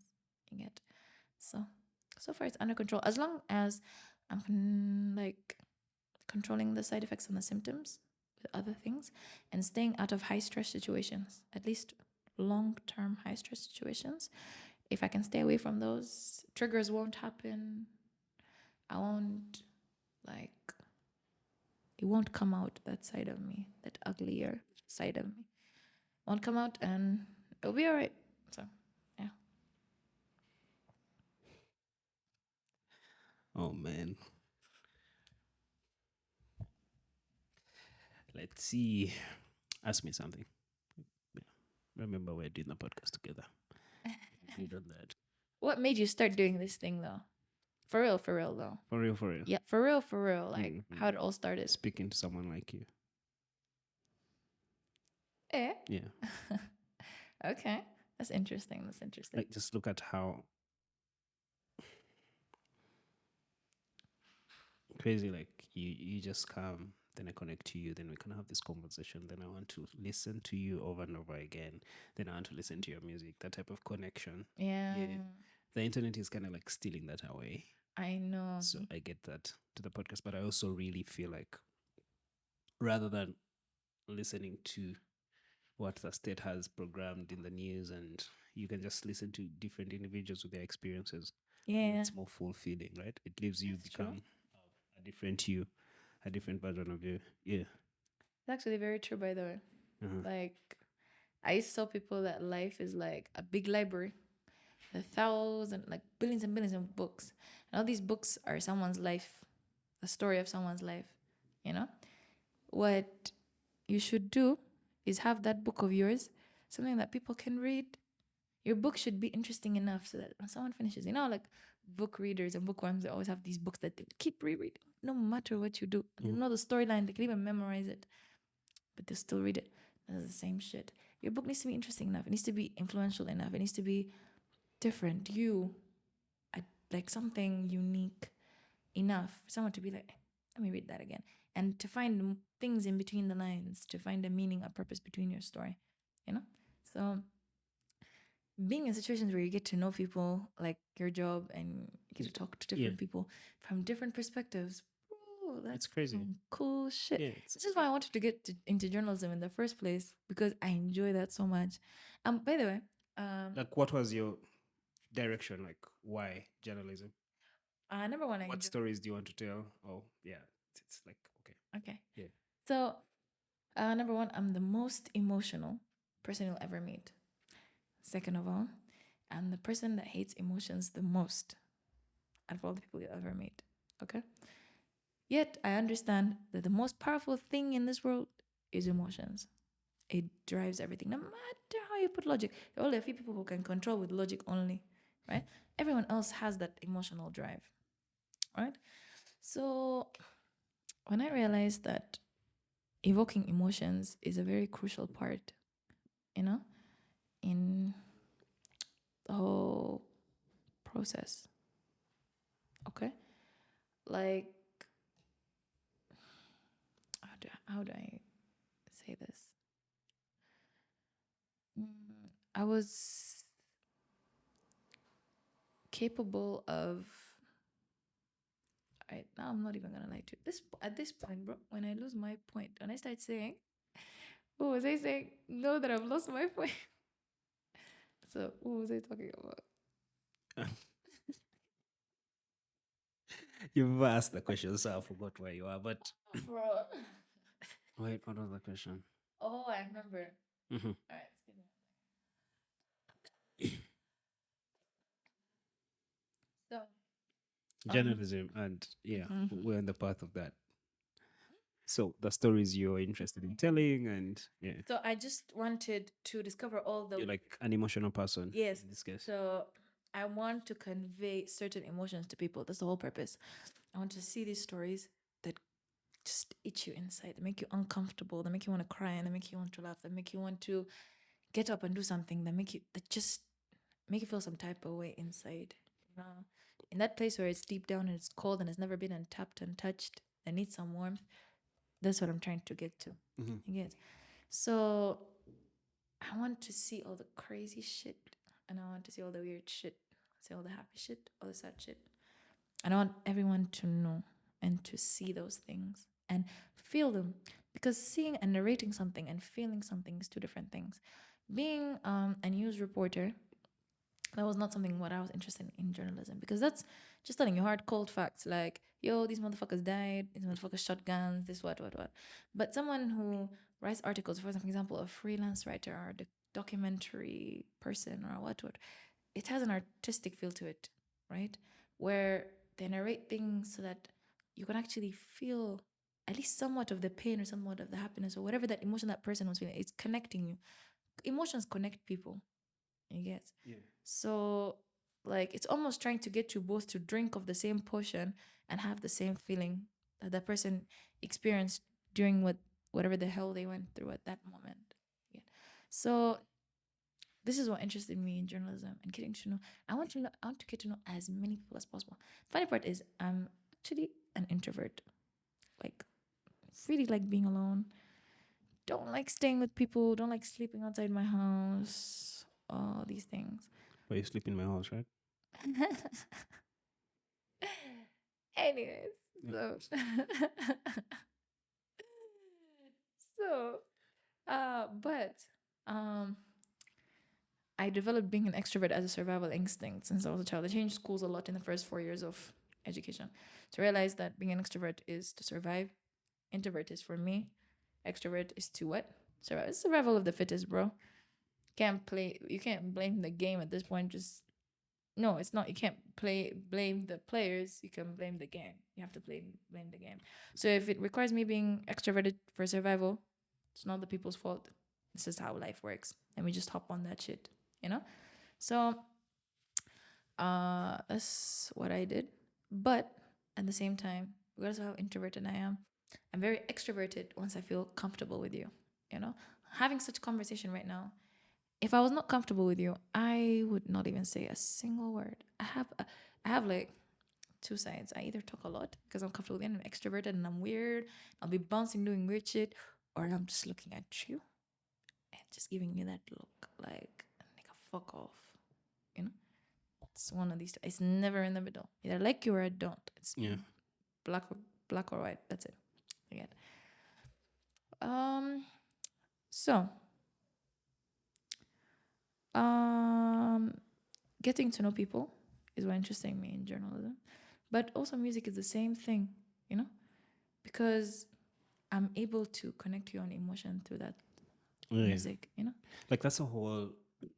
Whole different realm, bro. That's a whole realm. It's a whole different science. There's a whole different part of the brain that is activated by sound to give you a certain emotional feeling by the amygdala, which is this part of the brain that evokes emotion.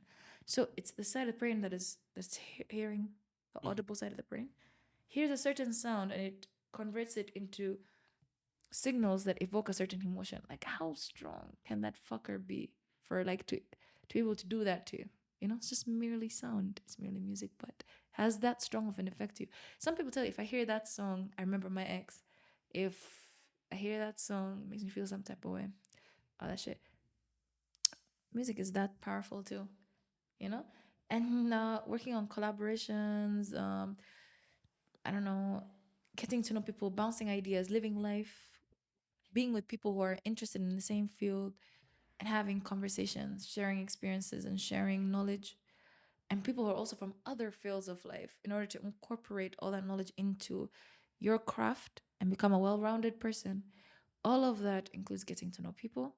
All that includes getting to bump into the weirdest of niggas and, yeah, experiencing a different side of life. So, yeah, music is just as equally as good of a exchange as to journalism. Can still do both, I guess. But yeah.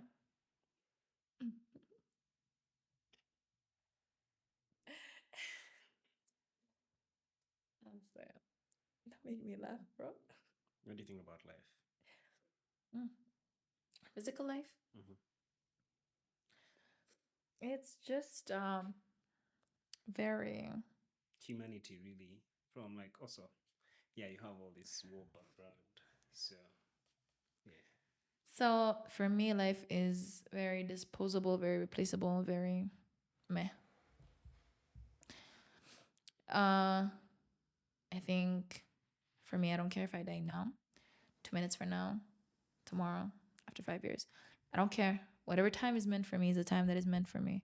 All I can do is make the best of the time that I have here right now, you know? Be happy.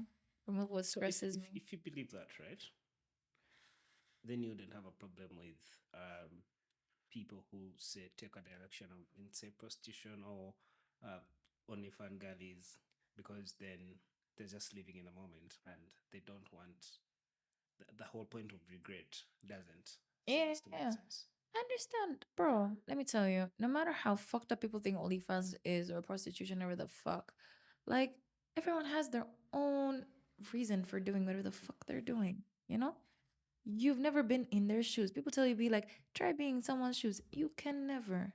Everyone's experience is unique to them. If I put you in a lab and I put for you the same problem as someone else, both of you will be affected by the problem differently. One would feel like the magnitude is bigger, the other one feel like it's simpler. If I replace the problem, you might feel the opposite way.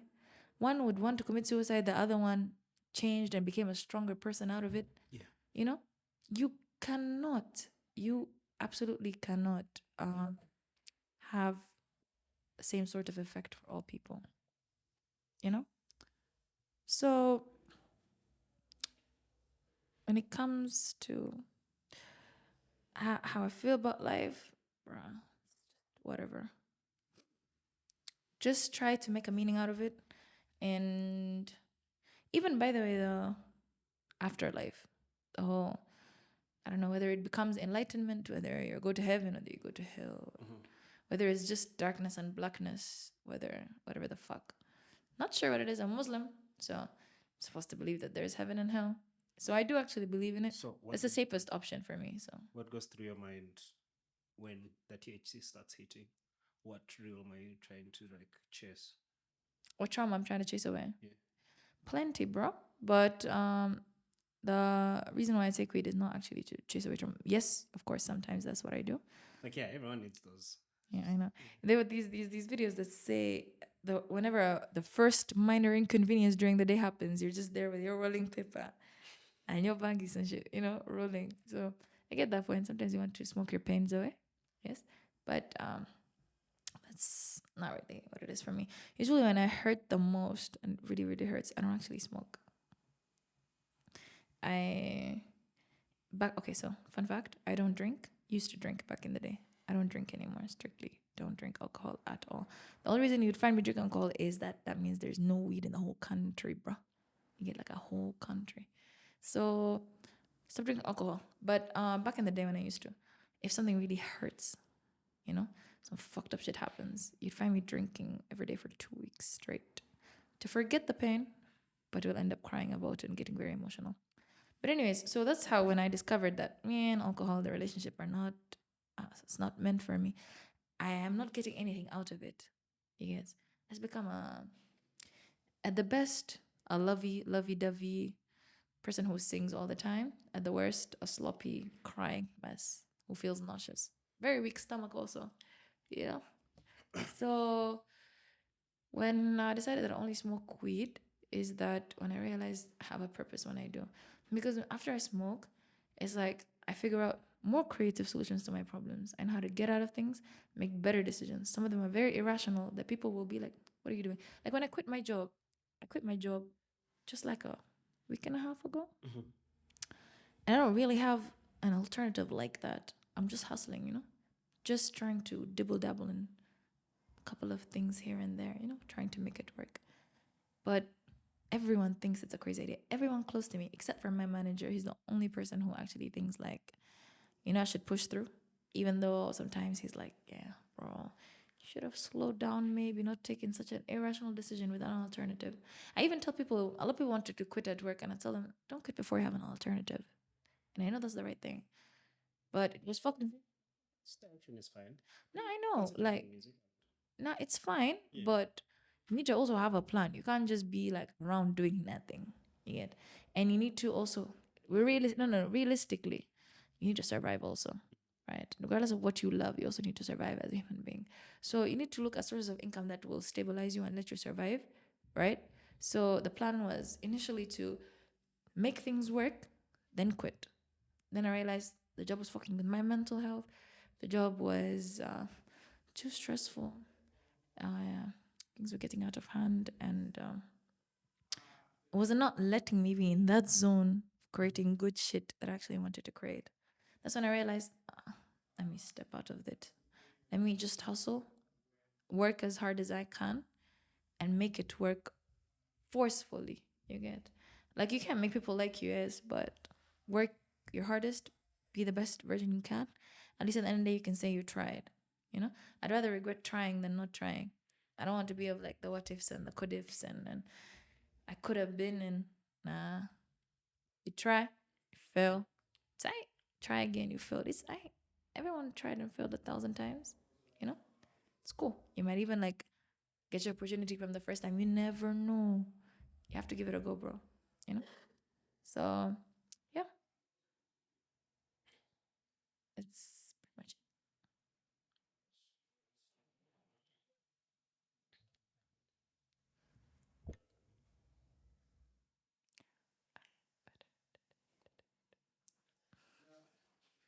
What's your vision for the future of Sudan? So that is gonna take a lot of time to reform. Uh, I try not to think about it honestly. It's very sad to know that you might not go back to your home country any day. To know that all the people you love are scattered all over the globe and you might not meet again. Have cousins that I can't really connect to. People, friends, close friends who I know that I'll never see again.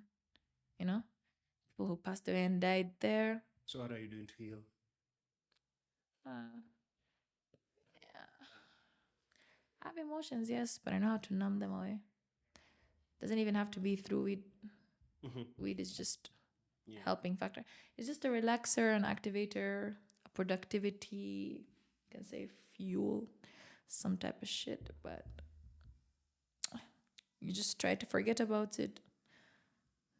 Just push it to the side.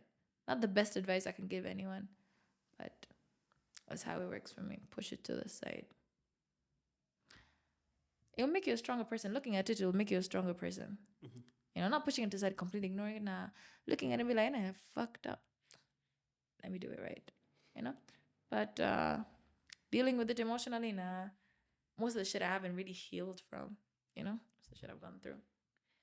But if this is how it is meant to be for me, some people think I'm giving up. I'm not giving up, bro. It's just, you know, when I told you truth hurts, some things that you can't escape when you know truth. For example, I'm interested in the whole field of, when I studied medicine, I was very interested in psychiatry and whatnot, mental illnesses. So I know a lot about the mental illnesses, most of them. And I I know weird theories around them. Like what theories? Like, for example, there is this scientist or doctor, psychiatrist, actually, yeah.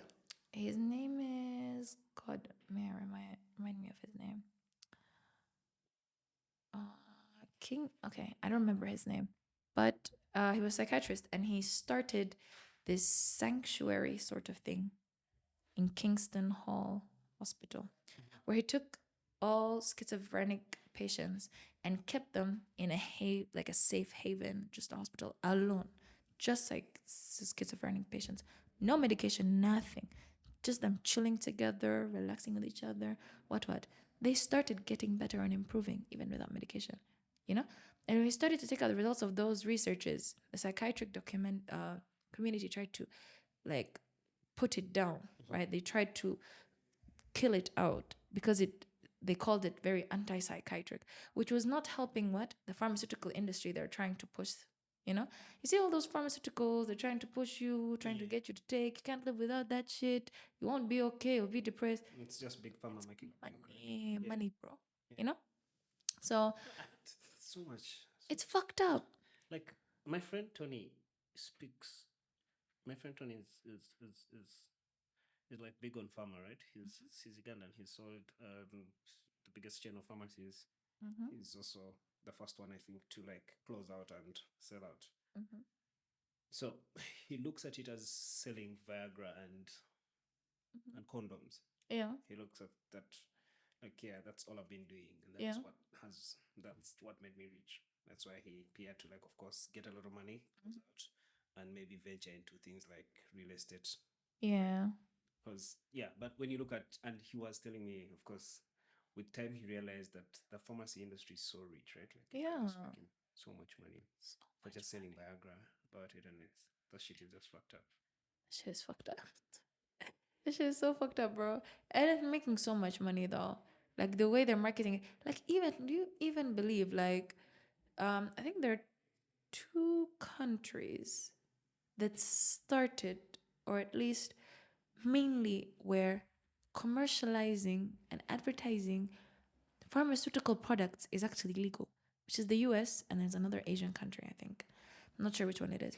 But these people actually like compete and tell you, hey, this Panadol is better than this shit and this shit is better in a market. Okay, when it comes to perfume, food, what? Okay, let's say perfume, actually. Food, it's a bit harmful if you do the unhealthy things, but let's say perfume, things that are harmless, you know? Like the way they market you a perfume, they will sneak in a nice idea, they will market you a lifestyle, an experience, a vision, and get you to buy that perfume, which is okay because it's a harmless thing. But you coming with all your shit like my medicine is better, no, his medicine is better, and then them adding all sorts of fucked up shit to make their medicines more effective and last longer and what. Like it's a legit business, bro, which is really fucked up, you know, because this is people's lives you're toying with, you know, people's health. But True. uh-huh. So reggae music. Uh-huh. Let us go back to exploring who your best artists are. Okay. Yeah. So my favorite artists. Um, it's a bit of a range. Let's start with the ones that are no longer alive. These are my favorites. You've got Billie Holiday, Nina Simone, Tupac, Bob Marley, of course, and Aaliyah. Then the new school ones. Oh, I really like Lauryn Hill, Erica Badu. These soulful people. Amy Winehouse was nice. These people are great. The new school people. I would enjoy more of the what? Frank Ocean. I think he's a very smart lyricist. That motherfucker is very smart. Like if you read through the lyrics of the album Blonde, the way it's written, that nigga is smart. Then hip hop wise, those OGs of like Kendrick Lamar, J. Cole, people actually have a story to tell, you know, some actual great works. Then who else? Probably some other reggae artists from the Marley family, so the Damon Marleys. Then Stephen Marley's pretty good. So these are mainly the artists that I like. But I do know a lot of low key artists. Like I always make sure that I discover artists. A lot of artists that have blown up, I would have known about them. I listened to their low key mixtape before they even blew up, you know, and it feel nice. You get, so make sure that I discover a lot of low key artists. But the big ones that everyone knows, Yeah. these are the ones that I like. So, Why are you singing reggae music? mm-hmm. Why are you singing reggae music? What message? I feel like with reggae music, yeah, Mm-hmm. the lyricism has to be very deep. It has to be it has to be on that Lupe Fiasco kind of vibe where it's there's substance, right? Like you're communicating something or connecting like humanity or trying to make sense of how we're living and maybe some bit of like politics or activism, stuff like that. Is it the same thing with you with the reggae music? So for me, I double double between genres. And when it comes to reggae music, at least the song that I started recording was a reggae vibe, but it had a lot of other types of genres included in it, right? Um, for me, reggae music, yes. How it started, as I said, everything I need to go back to its bases. So the reason I fell in love with reggae music was because it was very meaningful. It's either about freedom or about gaining power of your life and of yourself, knowing what's your identity and living a good, simple life. I feel like that's what reggae is about, right? Or that whole Rastafarian lifestyle is about, you know? Yeah. So it's about cleansing your soul, being in the purest and the simplest version of who you are, okay? So that's why I fell in love with it. And that's what I'm trying to do with it also. But I'm also the kind of person that doesn't like being on the mainstream wave. So I'm trying to infuse all these different things, introduce new, unique things to the reggae vibes, right? Just do a bit something different and speaks to the truth that I believe also. So, if you realize, most reggae songs have very simple lyrics, repetitive words, and very simple, uncomplicated words. Right? That's the whole point. Because reggae music wants to touch everyone. Yeah. Someone yesterday talked to me. Actually, it was even today. He was like, he's one of those like Rastas for a while, bro. He was telling me, he was like, you should be singing reggae music because it touches everyone, not only one person, not certain demographic. Reggae music is capable of reaching the richest of the rich and the poorest of the poor, and they can all relate because it speaks from the core of human wants and needs, the core of human essence. So everyone can relate to it, right? So, of course. What do you think about, no, this is like from the core of what reggae music is trying to speak on, but then to like the difference in generations, right? From Gen Z now to millennials, us. I don't know where you belong, but I think I'm a millennial. I think I'm a millennial, yeah. What year were you born? 94. Wait, yeah, your millennials are the older than Gen Z, right? Yeah. Yeah, then you're a millennial and I'm a Gen Z. That's cute. But yeah, so what do you feel? What do you genuinely feel about our generation? Do you feel like you're a millennial? Yeah. Yeah. I feel like we are more focused than you guys are because you guys have like so many distractions. I think you guys are, yes, to some extent, more focused and more, how do you say it, composed, oriented, and have a clearer vision of what you want and what you are. That's how I feel your generation is. Gen Z feels very confused. These niggas don't know what they want. One day they want to get rights. You don't actually fuck with them, right? You say. I mean, I don't fuck with no Gen Zs. Like, you see me walking with a Gen Z, just know that Gen Z is also like probably mentally older, but really ever catching me vibing with a Gen Z, So Gen Z is very confused. Don't get me wrong. You want to be gay, be gay. You want to be lesbian, be lesbian. You want to be they, him, that, whatever these fucking He's not her. like whatever they define themselves as. Like, do your thing, bro. I don't care. But that's just telling me you're confused. You don't even know what you're doing. Like, the English is not even Englishing anymore, bro. Like, what the fuck? Like, so there was this video where the woman was like, "Can you please arrest they?" He was like, "They who?" Like, they, that one there, they, and like, bro, quite confusing. So they don't know what they want. They're just there. They want to feel good, have a good life, fast cars, lot of money, be famous or whatever. That's like the biggest goal nowadays, right? Yeah. And everyone wants to be a YouTuber because it's like the in thing, right? Yeah. Like, you find YouTube channels for kids that are just talking. There's Instagram, like, what do you call them? Accounts for babies, bro. A child is born and already has an Instagram account. And the parents are there clowning, right? Dogs have Instagram accounts, bro. Yeah, because content is like the new oil. Hey. You can just get rich off the eyeballs. Exactly. These people just want a good life, scroll through your screen, look good, make everyone think you're living a good life. Most important part, Like, most people, I remember even like one of my friends, like, he wanted to go to a party but never ended up going to it. Saw a story on Snapchat of one of his friends was like, the party is lit. That's the comment he wrote, right? Then he called him, he's like, bro, should I come through? He's like, hey, bro, the party is lit, bro. It's fucked up. Why do you think I'm even recording? He's like, I just want people to think I'm actually having a good time. That's what I told you. Truth doesn't actually really matter in this day and age, Whatever you think and perceive is that all that matters. What actually is happening? None of your concern. At least that's how it is.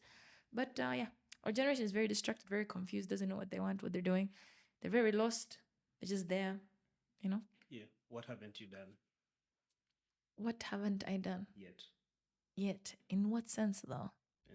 in the world? Yeah, I don't. I don't really Nah, I know. gotta be specific more. I gotta be more specific. Okay, in what realm though? Because there's many aspects to life. Which one?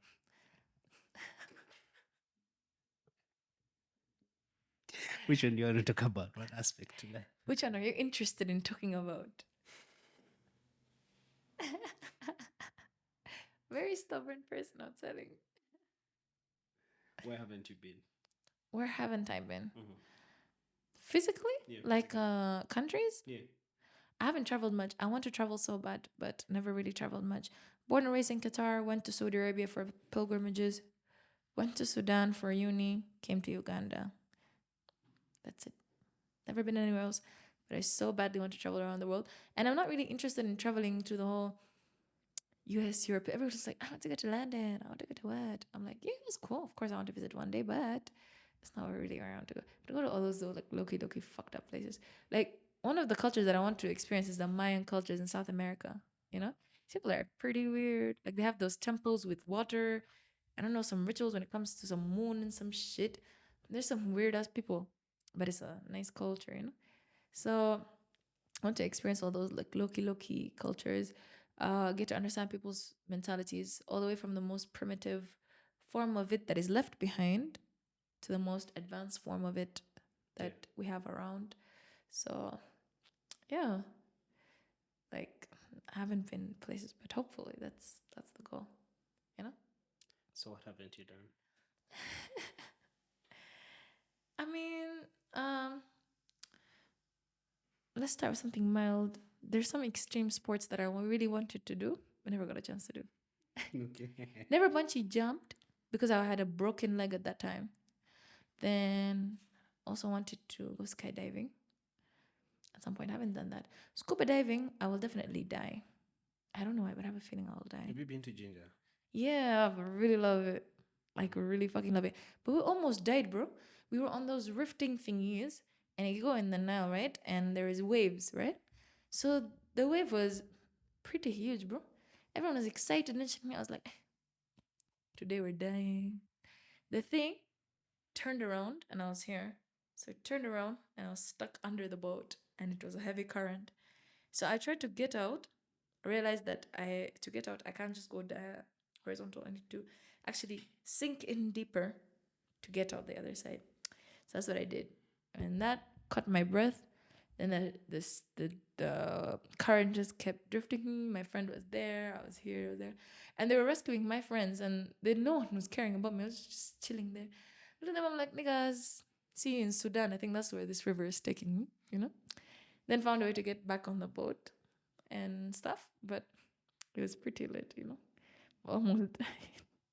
Shit. My stash almost got wet, bro. What was the stash? You know what to know? I'm not giving out my secret stash container, but I had stash with me. And the niggas I was with, they're like my family friends, so they're all Muslim and shit. So I can't really show them that I'm smoking weed. And they wanted me to jump in the water with them, with the clothes I'm in. And I'm like, the stash is on me, I can't. Right? So I didn't know how to do it. But they kept insisting. I told them, you know what? You jump in first. Yeah, I'll follow you. By the time I would have figured out where to keep the stash. So the nigga jumped. I was like, yeah, cool. The girl was like, you jump first. I'm like, nah, girlie, you go. Let's go. She jumps in second. By the time she was busy, you know, coming out of the water and shit, the guide, the tour guide, I don't know that nigga, but he just seemed chill. And he has like a waterproof bag on him. So I told him, bro, listen, I don't know you don't know me. These niggas are too religious. Got a stash on me. Gonna keep it. Like, I don't want it to get wet. He's like, yeah, it's cool. It's I keeps the stash. Fall in the water, have fun with them. We get back again. That's when we get toppled over, you know. And I was like, oh, thank God, I gave my stash to that nigga, you know. So yeah, smoked somewhere in the woods after we got out of the water. It was pretty cool. But those niggas kept disturbing me, bro. Like they were annoying. You know, like the next day, we went to some restaurant at Lake Victoria to eat. And at that time, I think I also stopped drinking. Like I wasn't drinking as much, right? But I was like, bro, we're at the lake and shit. I'm pretty sure they have some like nice cocktails and shit. You know, I should get some, you know. I've been smoking. We were in Ginger for 2 days. But that number amount of weed I've smoked. The person who gave me the stash was like, "Bro, are you okay? Like, why did you finish?" We were, we had this whole tent experience. So me, I was wondering where to smoke, right? So I went to the tent, opened it, got inside, looked at the label. It says waterproof tent. So I was like, so nothing comes in, nothing gets out. Okay. I'd just be lighting my J's inside tent, suffocating on that shit, bro. Hot boxing. First time I came out of the tent, unzipped the shit. Like smoke just came out, bro. You're hotboxing. So hotboxing. Hotbox every 2 hours. I'll go chill with them and relax, smelling like weed with the bloodshot eyes, and just be like, just give me a minute, let me just rest. Go, hit that shit up, come out. Just did that for 2 days straight, Just make sure when I come out of the tent, ain't nobody looking around.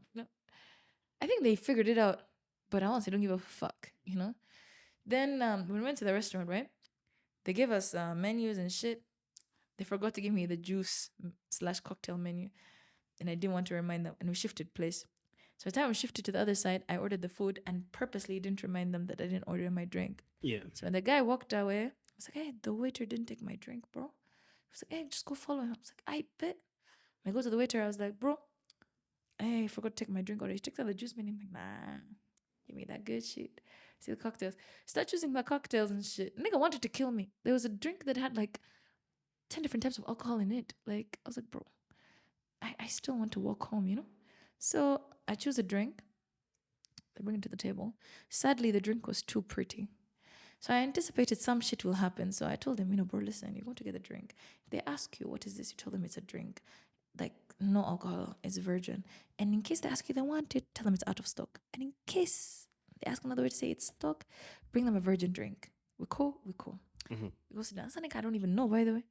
Go sit down. The bitch is like, "Hey, man, drink looks nice. Let me get one." And tell them it's out of stock. The waiter was sweating for dear life. And I was panicking because he was panicking. So I was like, nigga. He was like, "No, it's out of stock." She was like, "Okay, fine, no problem. Let me just let me just sip some of yours. Let me taste it." I'm like, "Bro, sore throat. I don't want you to get sick, bro. And I care about you. It's like, "Oh, it's okay. It's fine. Enjoy your drink." Drink that shit up. Yeah. I think I smoked again somewhere. Then just boarded thinking went back to Kampala, yeah. But ginger was great. So. Okay.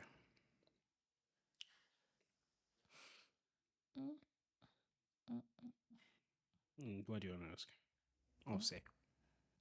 What do I want to say? Okay. Am I allowed to ask you a question? Yeah, all the time. Okay. You're supposed to sing for me. I'm supposed to sing for you. Yeah, you said from when I was smoking. Hey, that time. Hey, that time. So you want me to sing now? Nah, you can first ask as you're thinking about what you're going to say. No, I have a couple of options to sing actually. Yeah. But I'd prefer not to sing unreleased music at the moment because it's always interchangeable. You never know how it's going to go. So maybe...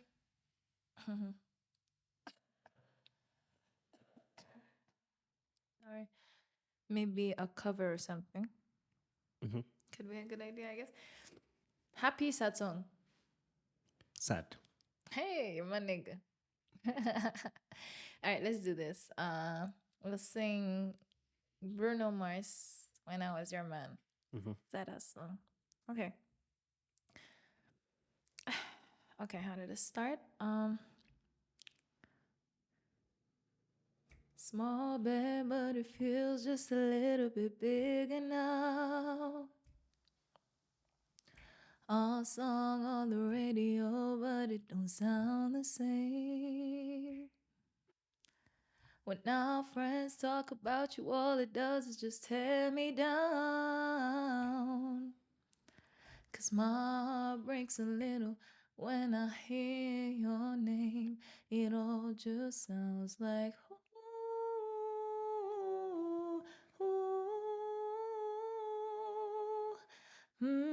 too young, too dumb to realize that I should have bought you flowers and held your hand. Should have gave you all my hours when I had the chance. Take you to every party, 'cause I remember how much you love to dance. Do all the things I should have done when I was your man. Do all the things I should have done when I was your man. Nice. Now, yeah, you're built for this. You're built for this. When did you realize that you're going to sing music? Since I was a child, I knew I wanted to do music, but when I thought I was ready for it, just like a while back, just a tiny while back, when I thought, you know what, let me just go for it for real this time. So, Okay. Yeah, you're asking stuff. all right. Um, all right. What is a viewpoint or opinion that you have that you feel is very, very different and unaccepted by people? Could be as weird, as crazy, as whatever. Unaccepted? Unaccepted, or maybe not a very widely accepted, maybe, let's say. Maybe not a common point of view. Like, what's yours? Let me pick from like yours. You want to pick from mine? Yeah. All right. Maybe a weird, but that's not really weird though. Like the whole Matrix idea is a bit different. More people are believing in it, but it's a bit different. The whole idea behind. So, did you also like kind of like quit your job because you didn't want to get trapped in the matrix? Sorry? Did you also quit your job because you didn't want to get trapped in the matrix? Actually, it's Yeah. not the main reason, but it's actually part of it. reason. Yeah, It's part of yeah, the reason, yeah. exactly. Because being in that setup where I work, like my job is like from a minimum 10-hour to 11-hour or 12-hour shift. That's a minimum. Some days I worked 18-hour shift continuously, no rest on my feet, no breaks. You get. And then after that, I'm supposed to go to the studio, bro, to, I'd be dead tired, and the creative side of me wouldn't even come out. I'm not well rested. I'm not in an environment where I'm getting inspired. I worked at a restaurant as a manager in a restaurant. So the whole setting was just food coming in, food coming out. Customer didn't like the food. Shit happened, go fix it. System is down. It's very monotonous. I used to tell people I got bored. It's like, it's a very monotonous lifestyle. You can't be doing this forever, bro. No, you know? So when I realized this was taking away the only true moment I was happy in life. Okay, so how I think that's when it all started. That's when it all started. At the place I hang out in Tinder, the Freestyle Sundays. So before Freestyle Sunday, I think the 2 days before, we were chilling at night. There aren't many people, hardly any. And a friend of mine, he's an artist, right? He started rapping some things. Then I just started randomly singing things, And then he looked at me, he's like, bro, that's some dope shit. You should actually sing. He was the first person who actually recognized here, at least in Uganda, who was like, hey, you can actually do something. That gave me a bit of a boost and a confidence, right? So we hopped in the studio, I think the next day directly, That's when it all started. And I was like, that's dope. 2 days later, 3 days later, it was Freestyle Sunday. So everyone, like, they play beats, they hop on the mic. Either you sing a song as a cover, but that's not the main point. The main point is the freestyles, right? So it will be all random, like hip hop, reggae, I don't know, R&B, Afro. And by the way, the place we hang out has a lot of artists. Ones that are already made it, ones that are still coming up, ones that are still going to. So the people there are madly talented, by the way, in a way that you can't even expect. You'd be like, why is this person not even out there yet? Yeah. Like these Like people. that's the thing, man. Yeah, the artist I was telling you about it, Rebecca, like she's mad talented. Dollar Gang, like Yeah. mad talented. But yeah, you always ask yourself this thing. Yeah. You listen to a Dollar Gang song and you're like, why isn't this guy popular? Like, okay. Exactly. But then you think about the marketing, like how much of marketing influences now what we define as taste. Exactly. Yeah. So it's like mad. So that Freestyle Sunday, he sent me he brought the mic and he was like, today you're singing on the mic. Like, bro, I've never done like a live thingy. Like, it's nerve-wracking. He's like, no, you're going to do it. I told him, bro, I'm not high enough for this shit. Let me just get high enough. I just had people passing me J's left and right. Everyone wanted me to sing, right? I remember at some point at the handle of the chair there was like 3 J's or some shit. Like 2 on the floor. I don't know what. And then I reached a point, you know what? I told him, you know what? Give me the mic. If it's not now, it's never. Let's do this. I play the first song, like on the speaker. I sing. Shit is mud. They asked for a second song, a third song. We kept going, bro. Like, it was getting late at night and we had to like close up. But we just kept like, you know what? Just one more song. Let's do one more song. Of course, in the middle, I fucked up. Some tunes went off key. I have this sore throat or whatever. I've had it for a while now. So sometimes you mess up in the middle, but you just keep going, you know? Just keep going. And I told my now manager at the time, I told him, you see that moment when I was singing on Freestyle Sunday? Mm-hmm.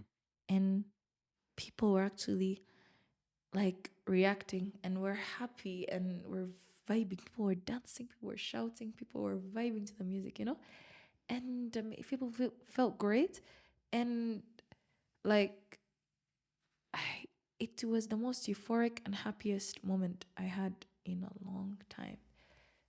Even though I messed up some parts, and I'm the kind that when I mess up something, I'm a perfectionist. Like, if I mess up something, it just sticks in my mind. I'm like, it needs to be fixed. I can't be like, I want everything to be perfect.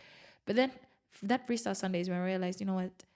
Let me just start this music thing. I'm not going to be perfect. There's not going to be a time where I'm fully ready. You know, let me just hop on it, and I will learn from my mistakes as I go. It's okay. You know. So I was so like, I was on top of the moon that day. That's when I told my manager next day, I'm like, listen, bro, we're going to make this shit work. I'm actually taking this shit very seriously. I want to make music for real, you know?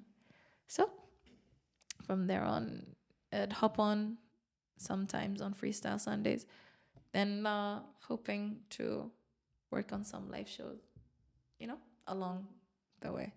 Whether covers, whether after some songs are released. So, yeah. Anyways.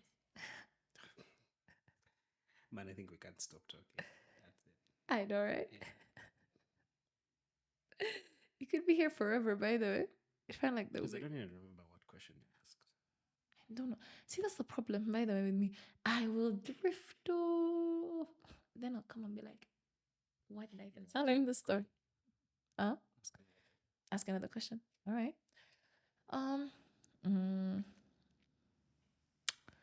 If there's one thing you would want to be remembered for, you know, because everyone grows oblivion. Like, oblivion just follows us in life. Everyone is going to die. Everyone who remembers you is going to die. Want to be dust, whatever you are. Whatever happens in the afterlife is a different story. But in this physical world, you shall be forgotten at some point, right? Very, very rarely will there be people who are still remembered. Yeah. Right? So I believe that most people, or at least from your aura and your vibe, you strive to be one of those people who wants to be remembered for something great, something different. So what is that one thing that you'd want to be remembered for? I listen to everyone with an open mind. Okay. Everyone I've interacted with, I've listened to them with an open mind, regardless of who they are. Yeah. That's dope, bro. That's actually dope. You know, one of my criteria for being close to a person is them having an open mind. If you're judgmental, straight up, no. Not even. It's not even a debatable. It's not even a conversation. You know, because then we won't be on the same page. You know, too weird, too fucked up sometimes. So when I asked you if you're sexual, what did you understand from that? Earlier, Yeah. what I understood is that, are you sexually active? That's what I understood, sorry. So I was like, bro, you just asked me my name, where I'm from, and you're like, are you sexually active? I was like, And you're like, yes. I was like, yeah, because what do you want me to say? That's true. Exactly, that's what I told you. No, I was so shocked. You know how, like, if you're so shocked, the truth just shows in your face. Now, me, even if I told you, like, nigga, I'm not sexually active, you're gonna be like, just gave like the most fucked up reaction. So of course you are. So you caught me off guard, as usually happen. and you asked it with like, I mean, if you were in like in a separate room or all alone, I would have been like, hey, maybe this nigga is hitting on me or some shit, you know? I would be like, maybe that's understandable. But we were right there in the entrance with another nigga right next to you, and that nigga just passed it through as if it's nothing. He was just there like like as if like, hey, that's how my boy roll all the time. That's why he asks his guests all the time. Let's go. So what do you think about? No, that's not what I think. It really just came like really like that's a vibe with me. What do you think about anal sex? Why? You think it's like really pointless, right? It's pointless, bro. Like you have all those nerve endings and receptors. I'm not homophobic, bro. Do your shit. It's pointless, but if that's what turns you on, well and good. You know, everyone has the weird shit that turns them on. So, it's your thing. Okay. No, I don't want to ask you what turns you on. I know. I knew you were going in that direction. I almost told you. I swear I knew it.